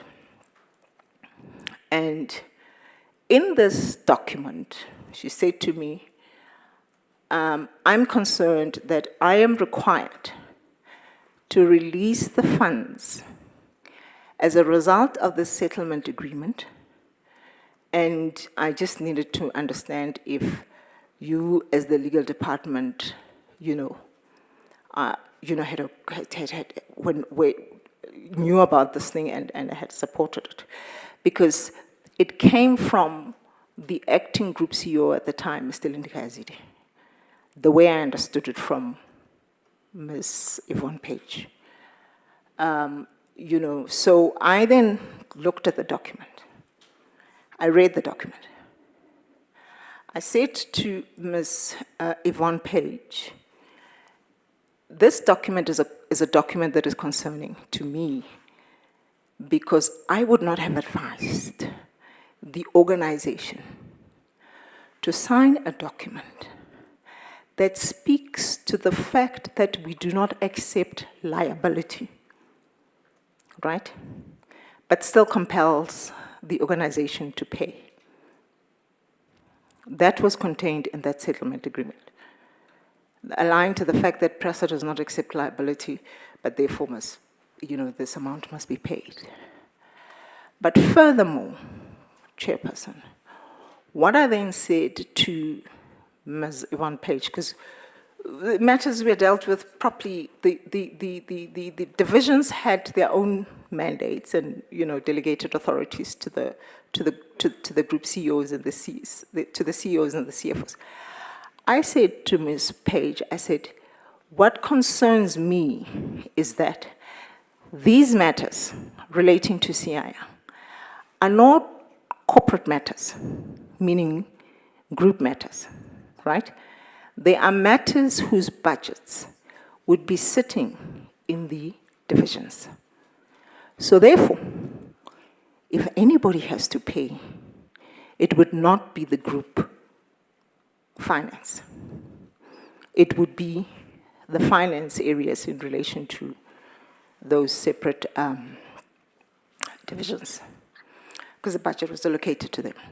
And this is the discussion that we had with the CFO.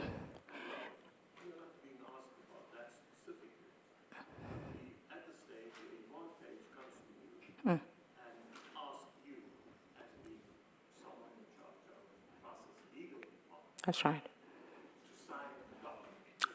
Not to sign, Chair. Seeking advice from me.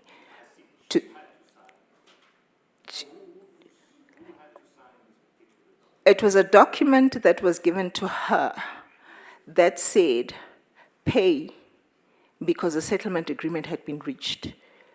Right, so she brings this to me and she says, I have this.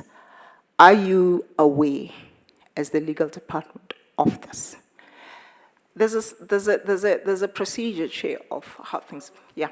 So anyway, I just want to know, when she brought you this document and asked for advice concerning the contents, and what the document read is that there's been a settlement between PRASA and CIA. Is that yes, Chair, correct? that's right.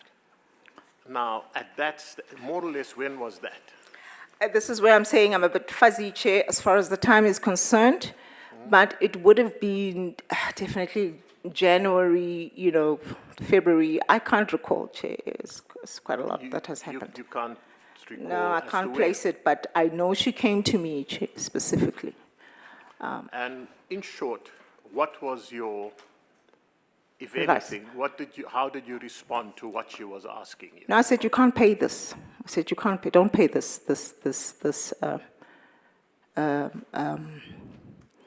money, this settlement agreement. So I advised against paying. Thank you. Ms. Ngoye, I want to take you to a series of emails on page 288. Sorry, of volume 8. Page 288.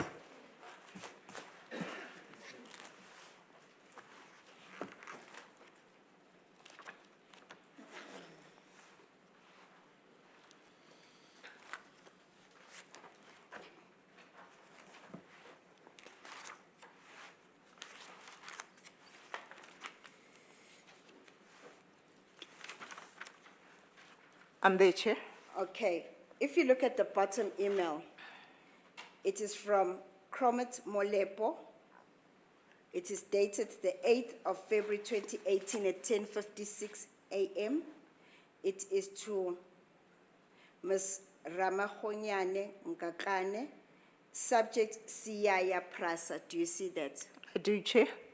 And it says, Gogi, set up a meeting with Martha, LK, Peter, and Yvonne for this afternoon to process this matter. It has to be today. You see that? I do see it, Chair. Right. The email above is from Ms.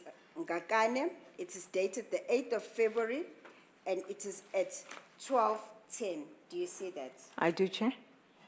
And that email is sent to Yvonne Page, Martha, Lindy, Zide, Malele, and the others. And it is, subject is Siyaya, Dear Nana, please see email below. I will revert with the details. I do see that, Chair. I then go on to an email. This is now on page 287, so you've got to go back. The process is the other way. It says it's from Martha Ngoye, being yourself, dated the 8th of February at 12:22. So it's a continuation of the email from Ms. Ngakane, and you address it to Cromet Molepe, and then you CC other colleagues, which include Zide and Yvonne. And then you say, Dear Ntate Molepe, I have noted your instruction to Gogi for us to sit in a meeting today to deal with this matter. I find it difficult to be part of this transaction when the legal function was specifically excluded therefrom and the lawyers were advised.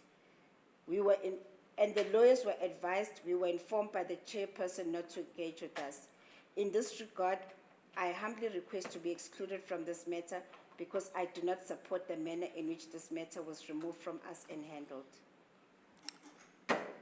I'm aware of that, Chairperson. And may I say, Chairperson, at this time, Ntate Molepo here I'm referring to is now the acting group CEO.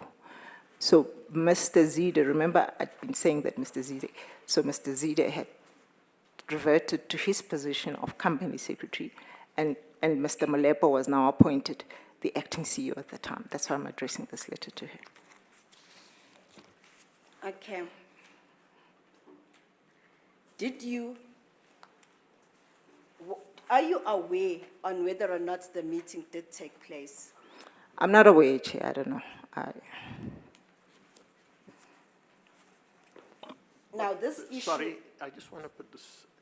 This is dated Thursday, the 8th February 2018. Yes, Chair. It deals with the CIR matters. Is That's that correct, Chair. That's correct. And in 8th of February 2018, when you sent this email, this was your position. You had nothing to do with the settlement. That's correct, Chair. And that's what you were basically Yes. pointing out, and you were not going to get involved. No, I wasn't going. I'm very clear about that, Chair. Yes. Been excluded, and we were advised. And now the last, on your evidence that you spoke about the CIR matter was a memo on the 5th of December, is that correct? On the Of the year previous, that's the- 2017. so it was the November memo, Yes, Chair. yes. So remember, the 5th of December deals with the resolution, the draft Yes. resolution that we dealt with. Yes. So it was in November, since we had submitted our report to the chairperson. That was the last time. I just want to get the timeline correct so we can understand each other. Yes, Chair. When did you last have anything to do with the CIR matter? The last time was in November, Chair. But then again, we picked it up, as I'd indicated. Yes. Yes, when it came around. Yes, Chair. And January of 2018, was there anything there? That's why I'm saying I can't recall exactly That's when. fine. Yes, It's a long Chair. time ago. Ms. Yvonne Page came to me. But that was when I then, she came to me for that advice, and I gave the advice that I gave. But it was not specifically with dealing with the matter itself, as it had been discussed, but it was just advice to say, I've got this, can you help me out with it? Yes, thank you. Thank you, Chair.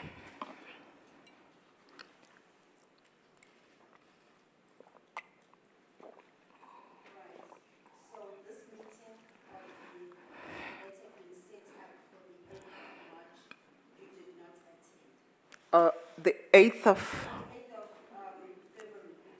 Yeah, I don't know if it took place, Chair, I don't know.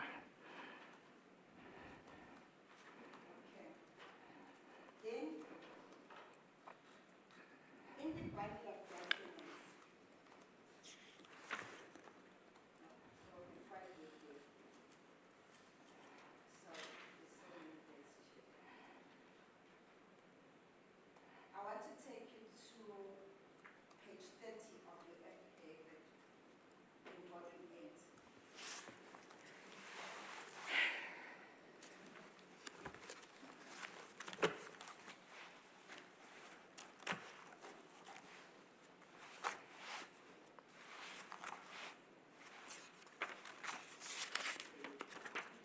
That 30 of volume 8.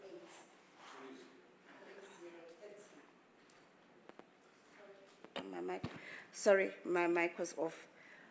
It's volume 8, page 30. I'm there, Chair. There is an incident that appears to have happened on the 5th of March 2018. Can you tell us about that? Yes, I do remember this distinctly. I was in my office and Mr. Dingiswaya was in his office, and he comes into my office and he says to me, you'll not believe this, I've just received a call from somebody I know from outside of PRASA who wanted to confirm with me that it is true that PRASA had agreed to a settlement agreement, and which was going to be made in order of court, because his client, I think, was owed money by Makensa Mabunda, who is one of the directors of CIR. And he wanted to just get, confirmation that this indeed was the case. Because what I understood from, Mr. Dingiswaya was that Mr. Mabunda, what his friend told him was that Mr. Mabunda had said, once this matter is settled, we'll be able to get paid. So Mr. Dingiswayo picks up on this thing and becomes alarmed, right? To say how we don't even know that this matter is now in court, has reached the stage, right? He comes to me, he says, this is happening, we need to act very fast, right, in relation to this particular settlement, which is going to be made an order of court. So what he did, he phoned Mr. Diala Makhashwa, who were our attorneys, and said to him, I've just been made aware. I'm with Mr. Dingiswayo when all this is happening. I've just been made aware that this is the scenario, that papers had been issued to this, a settlement agreement which is going to be made in order of court. Do you have were the papers served on you? He says, yes. In fact, in his response, Mr. Diale says, thank goodness you have phoned me, because I have been struggling to get instructions from PRASA in relation to this matter. So Mr. Dingiswayo then said to Mr. Makhashwa, give us those documents that have been served on you. We will deal with those as the legal function. And that's what transpired, Chair.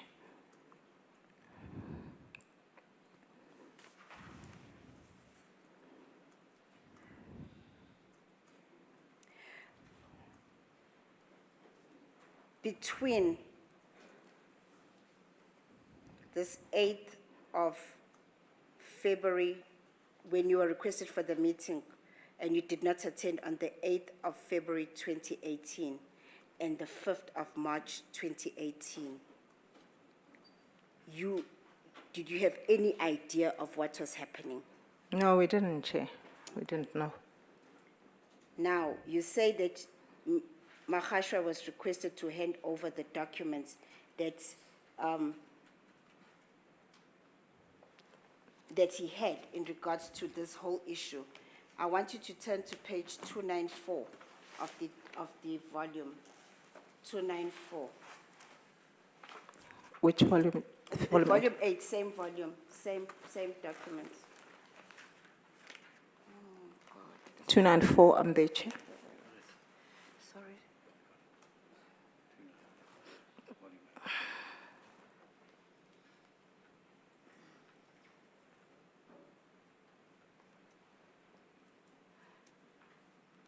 If you look there, there is an email that is addressed to Mr. Zide on the 21st of February 2018, and its subject is Siyaya Passenger Rail. Do you see that? I do see, Chair. And it says, here we transmit herewith copies of the applicant's revised notice of motion applications in terms of which they seek to make the arbitrations award by Judge Brander orders of court. The revised applications were served at our offices on even date. Kindly be advised that these applications have been provisionally set down for hearing on the unopposed roll of 9 March 2018, and further that if we intend on opposing same, we should do so on before the 1st of March 2018. Kindly advise whether you want us to oppose the applications or simply let same proceed on the basis that they are unopposed. You see that? I do see, Chair. Now, did you approach Mr. Zide about once, or let me put it, when did you receive the papers that Makhashwa was referring to, that is being referred to that he had? On the day that Mr. Dingiswayo made the call, this was the 5th of March. Okay. And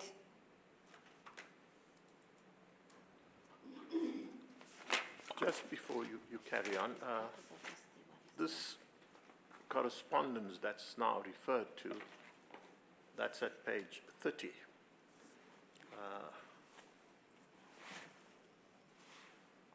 Sorry, 294. 294, volume 8. This Yes, Chair. Did you see this before? No, Chair, we hadn't seen it. So you don't really know what was going on. by the 21st of February. if No, you we have don't access. know, Chair. We don't. Yes.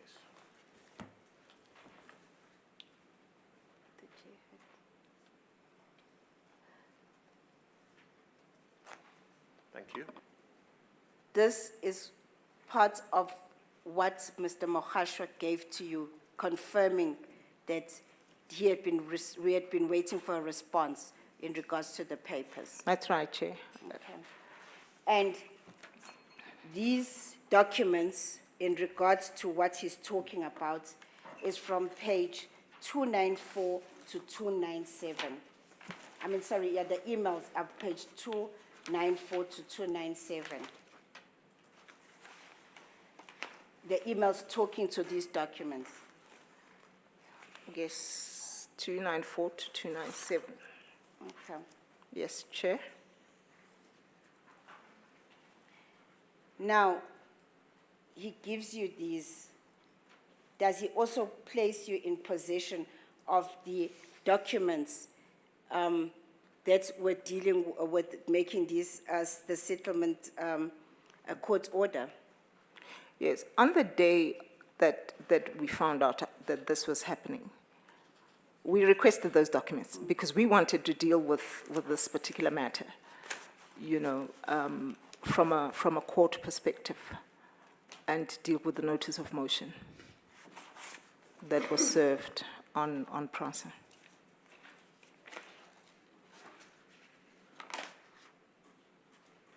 On that very same day, of the 8th of, sorry, on the 8th of March. What are you saying? Sorry, I was still on the 5th of March. Oh, sorry, get the document. What then do you do once you receive these documents? Upon receipt of the documents, Chair, we acted very quickly. You know, we were very clear in our minds as the legal department that Diala Mahasha would have been conflicted in opposing these matters in court, right? Because he had been dealing with, he was part and parcel of what was happening in the organization as far as the CIR matters were concerned. And obviously, because he was barred also, you know, that was another thing. So we felt, okay, he's conflicted in his firm. He cannot deal with these matters. So therefore, we need an independent law firm to deal with this thing. We immediately briefed Bowman's Gilfillan.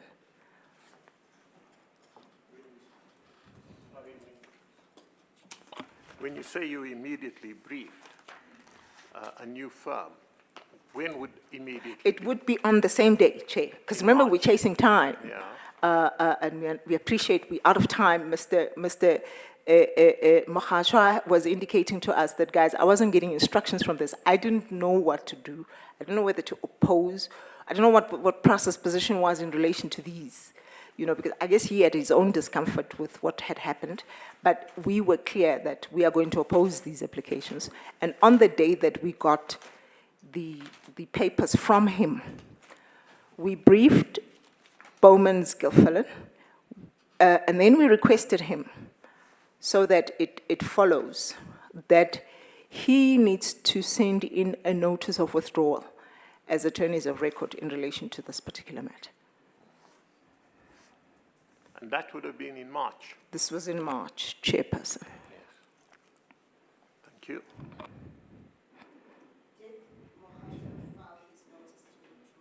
He did, Chair. Sorry. Did he file the, yes, he did. He did. Okay, I'm sorry, my mic was off.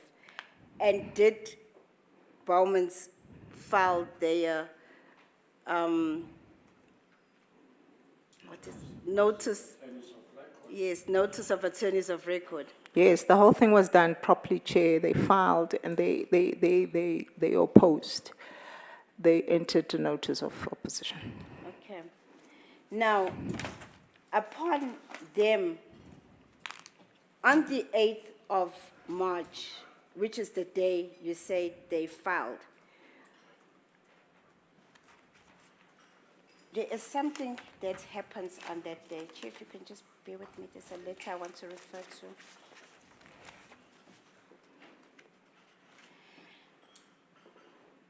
I want to refer you to page 289 of your volume, of the volume 8, page 289.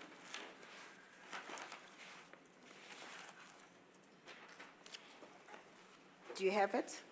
Yes, I do have it, Chair. It is a letter addressed to you, and it is from Mr. Kromet Molepe, dated the 8th of March 2018. Do you see that? Sorry, I'm 289. I was at 298, 289.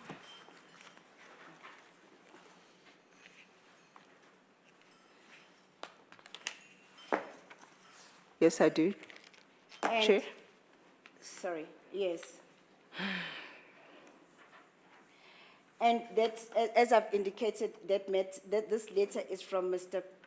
Nzizwa Kromet Molepe, dated the 8th of March 2018, and it's addressed to you, and it says proposed meeting with the chairperson of board to discuss the Siaya matter. That is the heading of the letter. That's correct, Chair. Did you receive this letter?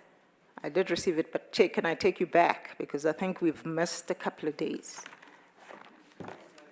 And quite a lot happened in the 2 days before this letter that came from Mr. Molepo. So naturally, when we instructed Bowmans to act on our behalf and oppose, where they did, they received a Rule 7 notice to say you don't have authority, prove your authority.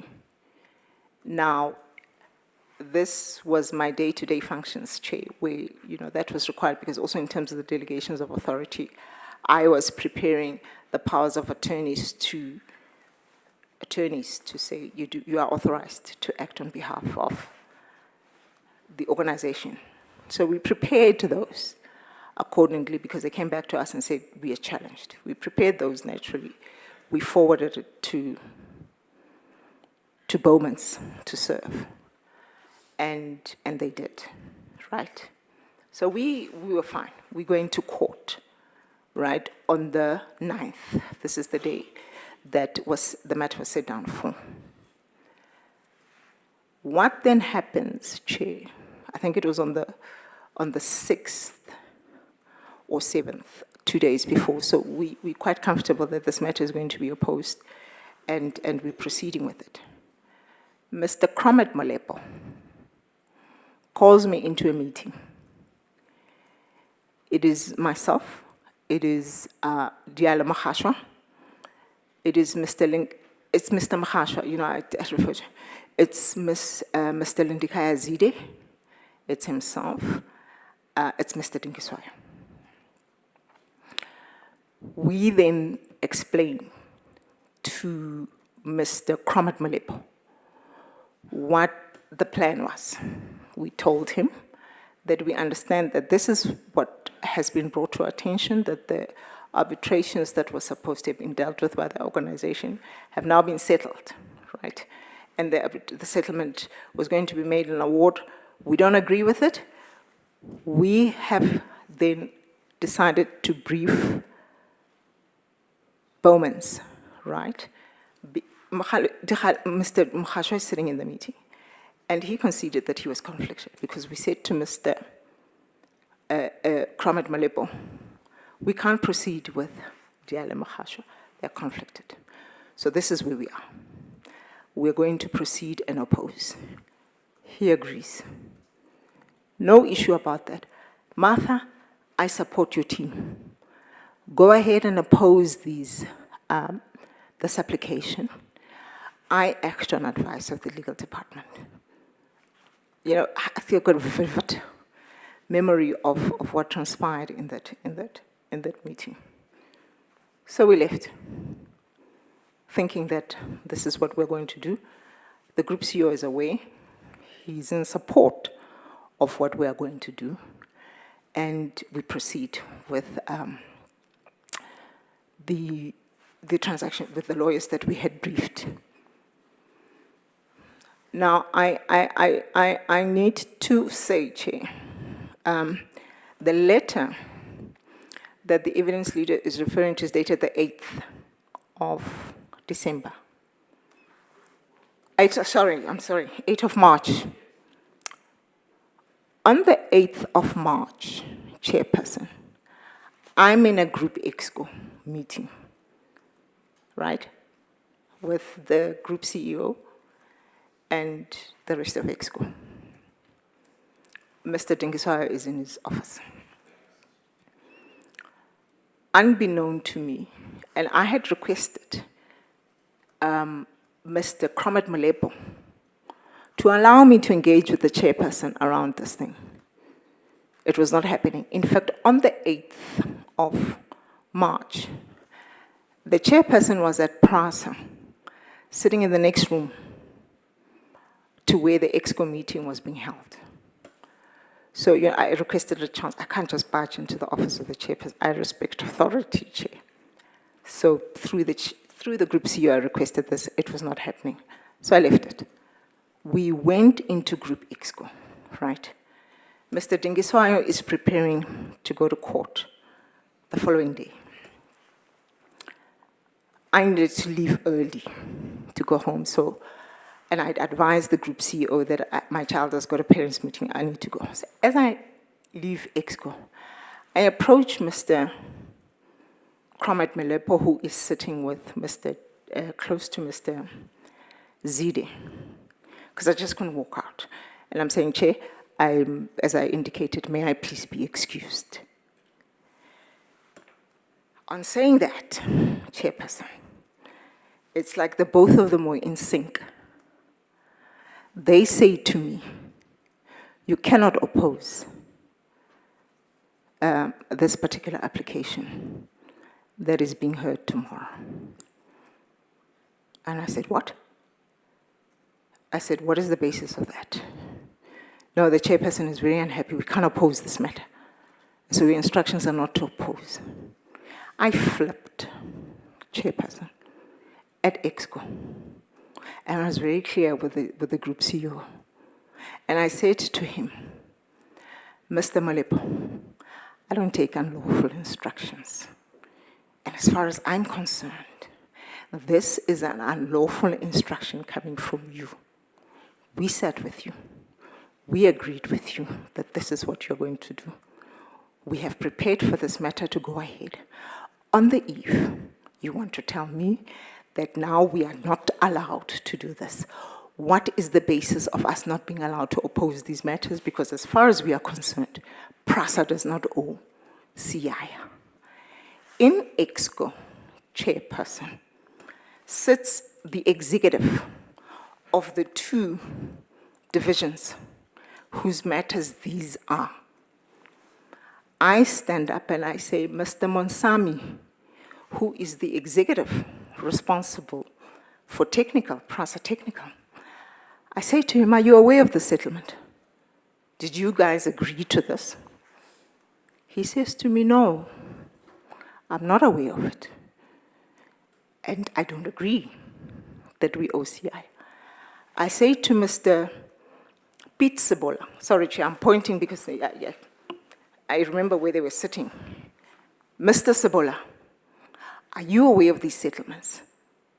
In the presence of EXCO with Mr. Molepo and Mr. Zide sitting there, he says to me, no, I don't know about these settlements. And I wouldn't agree that we settle.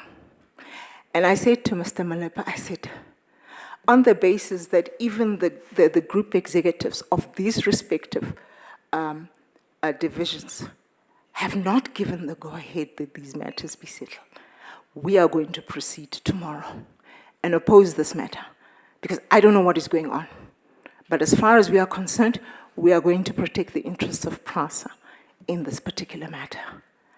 I took my bags, I left, Chair, out of EXCO. It was drama, and I must confess there was drama. And I guess it's the best drama that can be performed by a woman at that time. I was just determined. I left. I went to Mr. Dingiswayo's office. As I walk into Mr. Dingiswayo's office, he says to me, you will not believe what has happened. Because I was going in there to tell him what I had been instructed by the group CEO with the company secretary. He says, no, relax. And he'll speak to this, Chair. He says, You won't believe what has happened. I've just received basically correspondence that indicates that the chairperson has been communicating with the other side's lawyers and saying, we do not have authority to have briefed Bowmans because Bowmans is not on the panel. So leave it. This is very strange, and this is now coming from Motapo attorneys, right? Remember, CIRDB is in liquidation, chairperson. So naturally, Motapo should not be involved in this thing. At least that's how I understand it, right? But they're in the lead as far as this is concerned.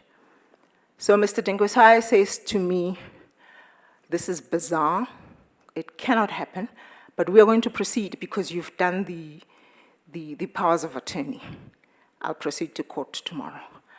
I become very perturbed with this behavior, chairperson. I pick up the phone. I phone Director Xolile George. Director Xolile George had been sitting on the board of PRASA. He was a representative from Salga, sitting on the board of PRASA at the time. So I say to him, I say, Director George, what is going on? Are you aware that this is happening? Now we are being told we cannot oppose this CIR matter, the settlement. We do not agree. So I basically tell him what is happening. Director George says to me, fight this thing. That's what he says to me on the phone. He says, fight this thing, escalate this thing, right?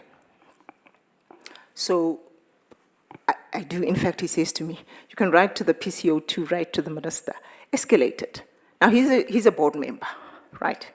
I go back to Mr. Dingiswaya and I say, right, you write to the minister, I will write to the PCOT, because we've gone to the board to say, help us out. And they're not saying anything as far as this matter is concerned. And that's what we do, Chair. We write these letters. On the 8th. I go home. The following day, it starts, it's the 9th, that's the hearing. I'm not aware of this memo from Mr. Molepo, right? I come in and I do my work, and I'm concerned about Mr. Dingiso as to what is going to happen. I pick up this memo later in the day. I look at it and I'm thinking, the horse is bolted anyway. Based on what was said in the memo, I knew I was in trouble, because it's happened. Mr. Dingiswaya is in court. We've proceeded. But there was justification for my behavior on the day. So I didn't respond to Mr. Molepo's email. I did not heed his call, as he had written on the day. Stop you there so that you explain what this memo says. Yes, Chair. What was said in the memo, and I would like to refer you.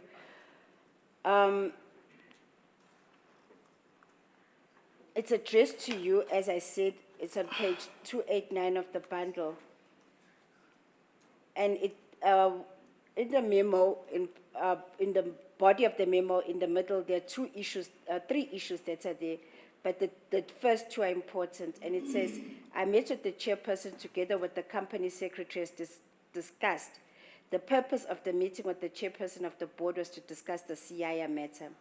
The chairperson was willing to have a meeting with the AGCEO, company secretary, and legal, provided that she is advised whether her decision to settle the CIR matter is being reviewed or challenged.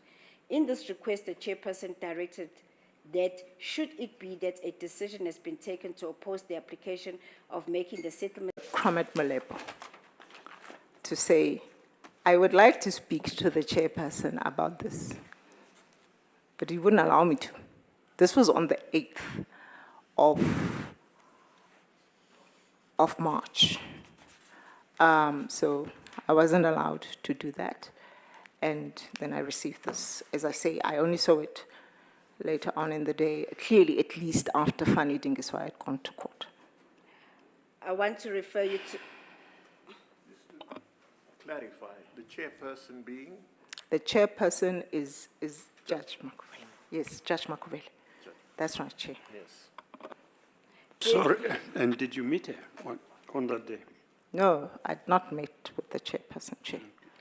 So that it proceeded to court without us having had an opportunity to meet. But also, when you read the letter, Chair, I read it and I thought, there's a condition placed on this thing anyway, but we were going to proceed opposing the matter, you know. It was happening, and we needed to move fast. So, Just to go ahead quite quickly, what then happened at court as far as from the correspondence? when Mr. Dingiswa will speak to this, he was Yeah, there, but no. he reported back to me, Chair. He went to court, Dingiswa. He went to court personally, And yes. he will tell us what. Yes, he'll tell you what happened, but he reported back to me when he came. He said, listen, we If lost. you're going to testify, Yeah, then it's a we will default hear from judgment, yeah. But as far as you know, when the matter got to court on the 9th of March, somehow or the other, whatever the matter proceeded, and PRASA lost, so to speak. Yes, Yes. we were not there, Chair. Yes. Yeah. Thank you. Well, at least that's what and the judge said, didn't recognize that PRASA was in attendance. Just for clarity, all along, the basis not to oppose were that Bowman's is not properly authorized. That too. You know, this matter was dealt with, the way it was dealt with internally, and remember I said we were not part of it, but also coupled with the fact that we understood that Bowman's could not represent us because, you know, one, I was not authorized to have briefed Bowman's, right? And they couldn't act for us because they were not on the panel of SACA. So it was a combination of factors. thank you. Ms. Ngoye, I have to take you through this here because it becomes very important with regards to this whole issue. The letter that we've just been dealing with. What page is it? What else? Okay. I want to take you through again to that letter, and it further continues to say that they are requesting that you had a meeting to deal with the issues raised by the chairperson to ensure that PRASA's reputation is not brought into disrepute. And it is common cause that PRASA will find it difficult to convince the court in this matter without revoking the admissions of liability given by the PRASA employees during the inquiry process at which PRASA was legally represented. In this regard, I'm in no way giving an unlawful instruction, but I'm directing you to withdraw the opposition so that we can deal with the issues raised above, including the genesis of the concessions made at the liquidation. And understanding you continue to court. Yes, we did, but Chair, also this letter doesn't make sense, really, and with the greatest of respects. You know, we didn't have legal representation as one understood it, the way the CEO drafted it, because I think because he was also grappling with the issues at the time, because he was new, you know. And when you want to say you are acting in the best interest of PRASA, what is the best interest of PRASA? To pay a debt that you have conceded you don't have any liability for? It just didn't make sense. I read this afterwards and I thought, well, it's water under the bridge because we've proceeded. And the correspondence you say that was sent to Bowman's dated the 8th of March 2018, that is the one that is on page 298 of the same volume, 298, 299 to 300.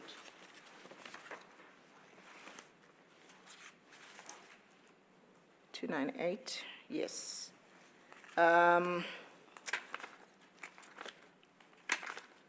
Yes, Chair.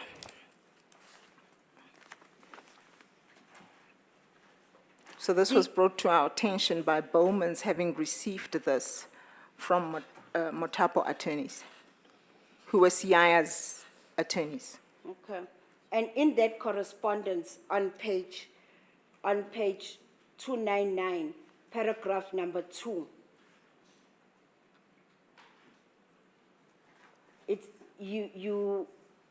it says your purported notices of intention to oppose the 4 applications are irregular and you do not have any mandate from the board of the Passenger Rail Agency of South Africa to represent it in these applications and to oppose the applications on behalf of PRASA.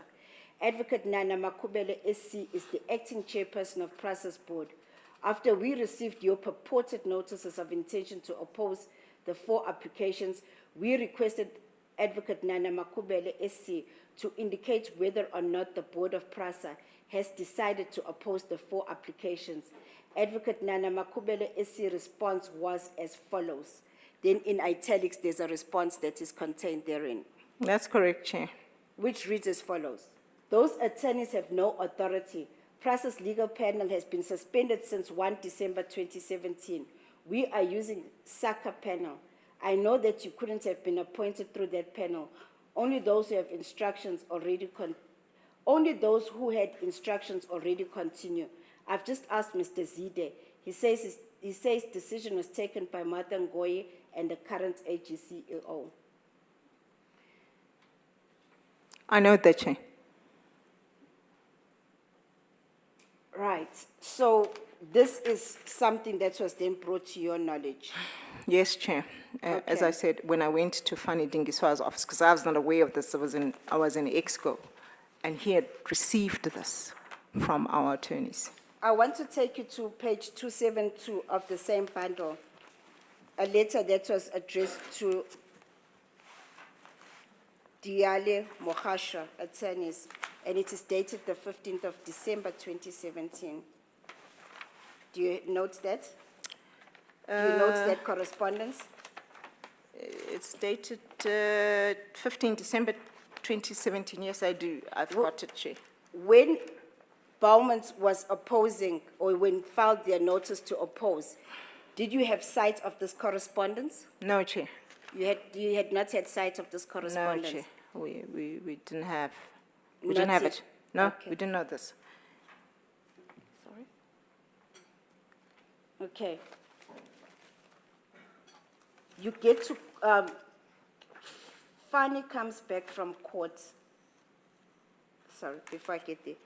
So does Bowman appear on your behalf now on the 9th of March 2018? Yes, Chair. Bowman does appear. And Fanny is in court and he comes back and he makes a report to you. Yes, Chair. What does he state to you? He says we got default judgment. The judge did not recognize the presence of PRASA because based on what Advocate Boertes had indicated in his submissions and with the proof of, the communication they had with the chairperson of the board, it was decided, the judge, I think it was Holland Mutter at the time, decided that PRASA, it's like, we don't see you in court, and therefore he gave default judgment. And how much was involved in this matter at that stage for these, how much was involved, these claims? How much did they amount to? It was circa 56 million rands, Chair. 56 million rands, and what we understood was that there was interest that was added on the amounts.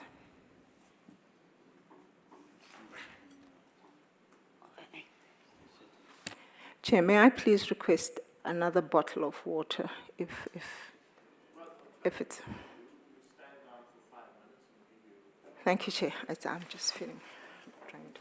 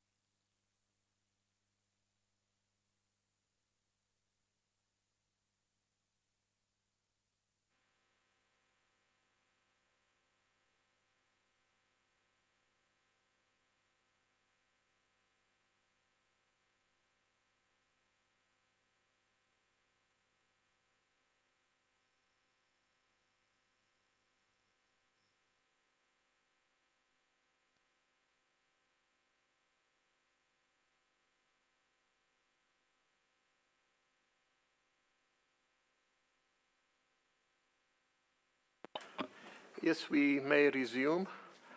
Are you in a position to resume? Yes, thank you. Thank you very much, Chair. I'm good to go. Advocate Zungu? Thank you, Chair. The last part where we had stopped off was regards to the amount, and you indicated that it was 56 million. Altogether. That was the subject or the amount involved in this whole matter. That's correct, Chair. Okay. Just one specific thing that I would like to ask before I go on to what then happened thereafter. This power of attorney, I want you to refer to volume 9, that is before you, page 675.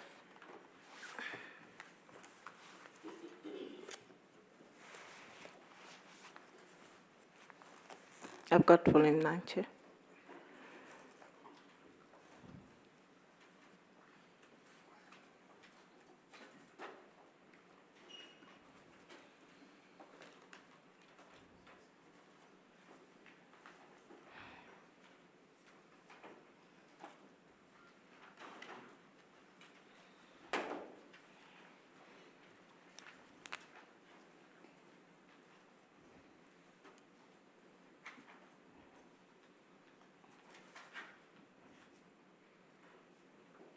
Is this the, sorry, do you have it?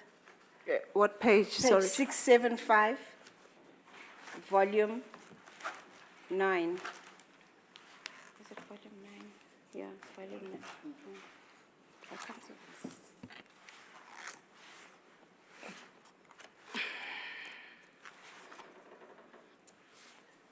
I'm there, Chair. Yes. Thank you. This special power, it says a special power of attorney, and you, I, the undersigned Martha Onika Ngoye, the Group Executive Legal Risk and Compliance of the respondent herein do nominate, constitute, and appoint Bowman Goldfillen Inc. to be the respondent's true and lawful attorney. This is the document that had been given to Bowman's. That's right. That's what I signed, Chair. And this is the document that was being said it is not, it's non-existent. You can't authorize them. Yes. That was being contested. Yes. Okay. Tell me, Ms. Ngoye, this document is marked, is noted as being issued on the 8th of March, 2018. I just Yes. want to get an understanding. Is this the only power of attorney that you had given, or are the other power of attorneys that you had been given given to other legal firms between, let's say, 1 January 2018 and the 8th of March 2018? Chair, I used to have to give these ever so often whenever the authority of our lawyers was challenged in terms of Rule 7. So, you know, in other cases it was fine. We would proceed without. So, I used to do these things on a regular basis. But from your memory, this was the only one that got challenged and Yeah. said it was non-existent at this time. That I didn't have authority, yes. Yes. Yes. Otherwise it was okay. Yeah, There was no I problem. understand, Chair. Okay. Well, let me just put it clearly. You usually sign powers of attorney, That's correct, Chair. and you had signed this one on the 8th of March. That's correct, Chair. And as far as you know, this is the only power of attorney that was ever challenged, Yes, Chair. as far as you can As remember. far as I know, yes, Chair. It was the only one that And was this was challenged. the only power of attorney, as far as you can recall, that on the 9th wasn't good enough for Bowman's to appear. That's correct, Chair. And that's the situation we are confronted with. That's correct, Chair.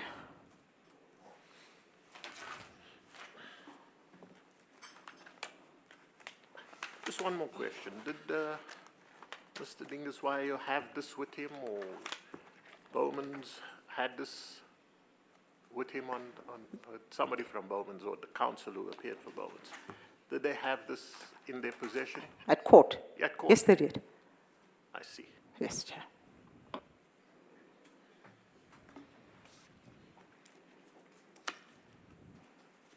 Ms. Ngoye, the application default is given on the 9th of March, what then happens?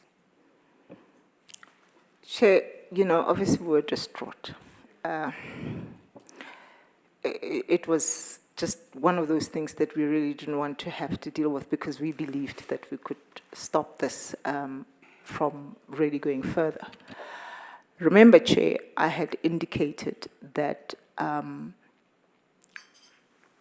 the night of the 8th, we had escalated to the Minister, to the Portfolio Committee of Transport, because in our view, as the legal department, we felt we've got no help internally.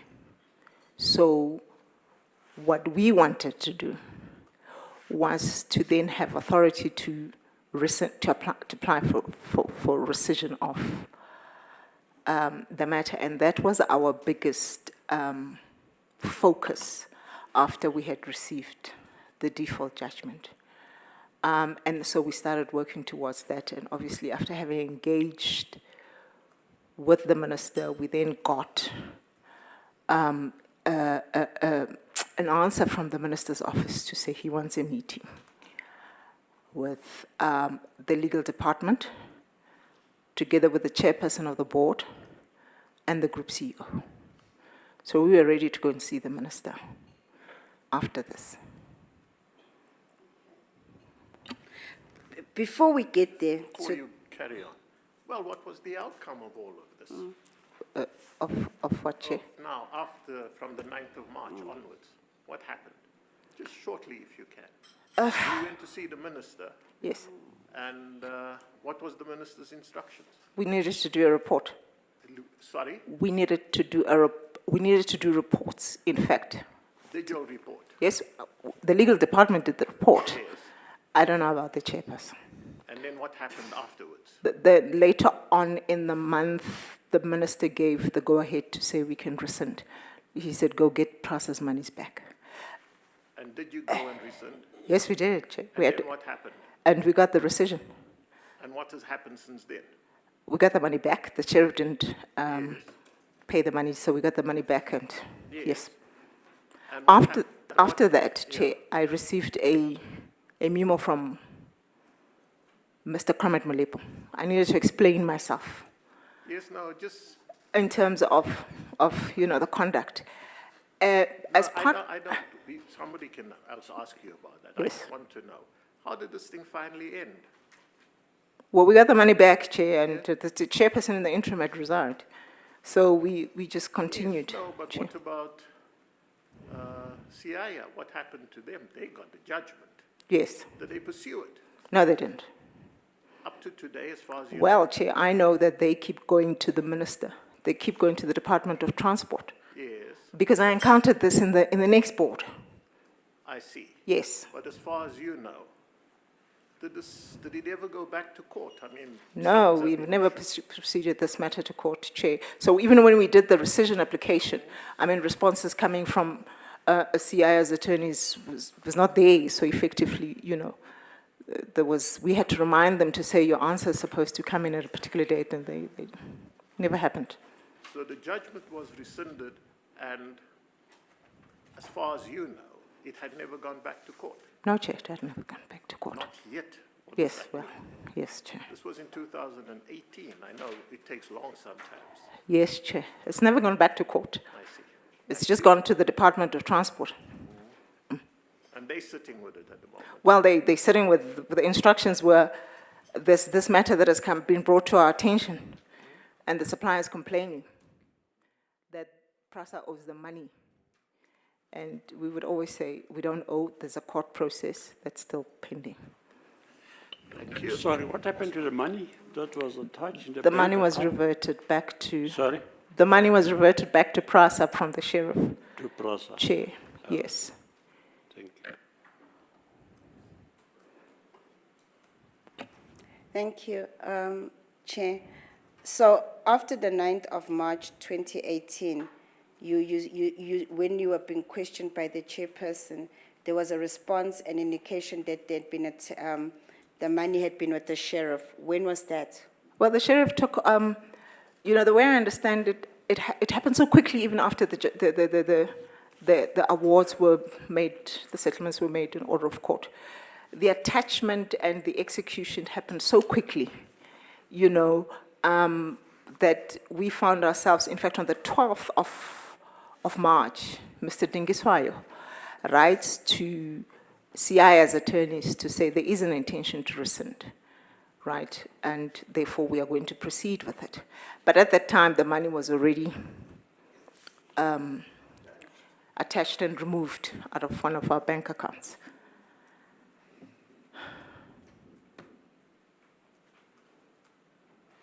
And then did you then bring in any application after that to deal with this money that was in the bank account of the sheriff?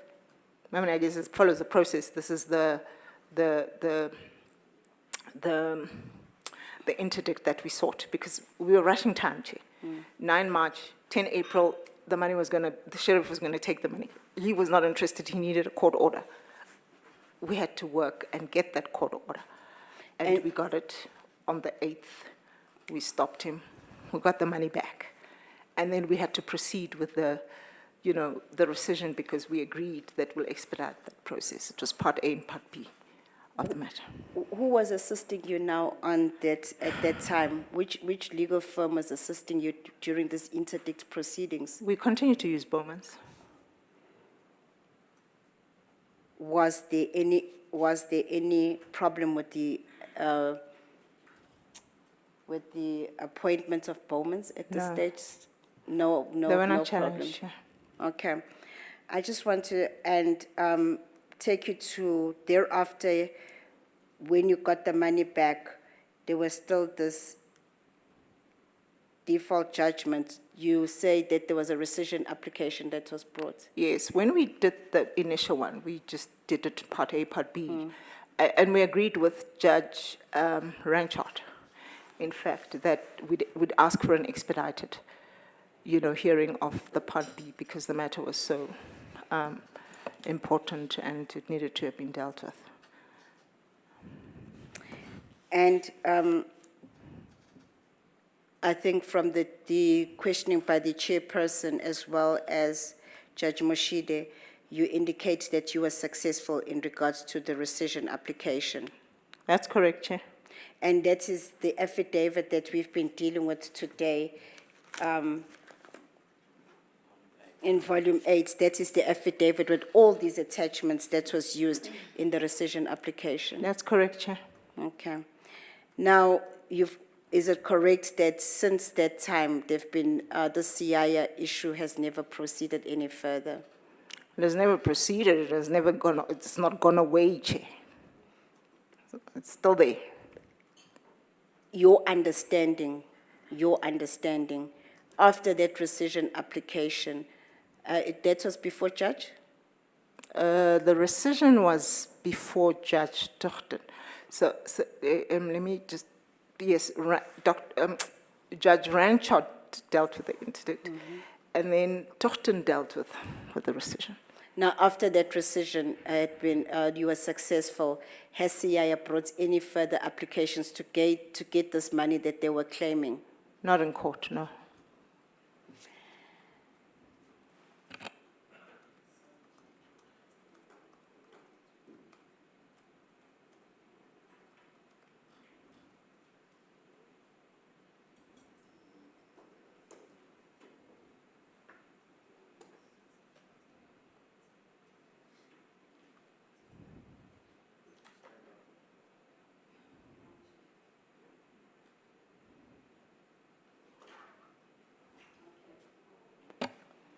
Maybe, Chair, it is a good idea to stand down until tomorrow. I think one is a little bit tired. Chair, through you, before we adjourn, there have been reference to several documents, including litigation, by Ms. Ngoye. We have looked at the record up to this point. We don't find those documents in the bundle. We wonder whether through you we can appeal to Ms. Ngoye to get those documents to us tomorrow. Well, Advocate Maleka, if you let me have a list of the documents that you want, I would certainly try and facilitate that you could have the documents by tomorrow. Thank you. Can I just mention those that I remember offhand? Yes. You asked Ms. Ngoya whether she made affidavits to Judge Zondo's commission. I think that's how you put them. I think Judge Mashidia. No, I recall it's you, Chair. Yeah. Yes. We read the transcript of evidence, and Mr. Soni did refer to at least 2, maybe 3 affidavits she has made to the Zondo Commission. Can we appeal to her to the best of her efforts to make them available to us? So it's the affidavits that were presented to the Zondo Commission by the witness. Indeed. That's one, yes. And secondly, there has been a dramatic eruption around the valid constitution of the board and the decisions that it may have taken. Our understanding is that there was an application lodged by the complainant in the Western Cape High Court, and that PRASA opposed that application. Through you, may we appeal to Ms. Ngoya to the extent possible to get us The application that was brought in the Western Cape High Court. I don't know if Ms. Ngoya would be able to produce that, but we will. We understand from the inquiries we've made that Mr. Zide deposed to the opposing affidavit.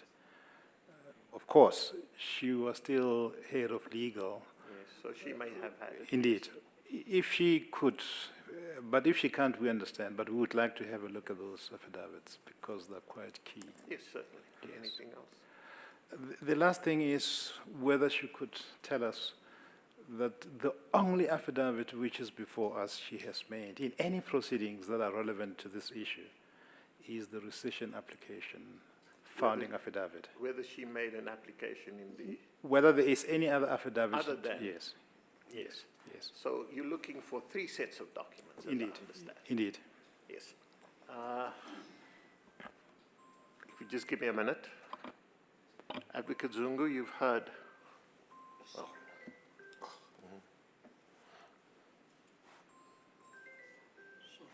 That's fine. Advocate Zungu, you've heard what is being requested. And I think, ma'am, you've also heard what was being requested. I have to, can I get clarity, Yes. please, just for my benefit? Mr. Maleka is asking for the affidavits that I made to the Yes. Zondo. I made more than 3 affidavits. Does he want all of them? That's fine. Well, can you get all the affidavits that you may have made to the Zondo Commission? I'll get them through my lawyer's, current Yes. lawyer's chair. I'll attempt to A get them. set of affidavits, if you had made any, Yes. or all the affidavits that's been made in the application on behalf of PRASA in the Western Cape High Court, I understand. The first are the Zondo Commission affidavits. Yes. The second is the affidavit, the papers in the Western Cape litigation. Yes. And the third one is Any other affidavits any other affidavits. of relevance to your mandate. Yes. Do you understand? I do understand. I'll confer with the Evidence the leader. evidence as to- leader chair. If necessary, we can take it offline with our colleagues and Ms. Ngoya. Yes, certainly, you may. But I think it's understood what is being required. That's of you. correct, Chair. I understand. Yes, thank you. We will then, is there anything else, any other business? We will then stand down until 10 o'clock tomorrow and we'll take it from there. Thank you. Thank you, Chair.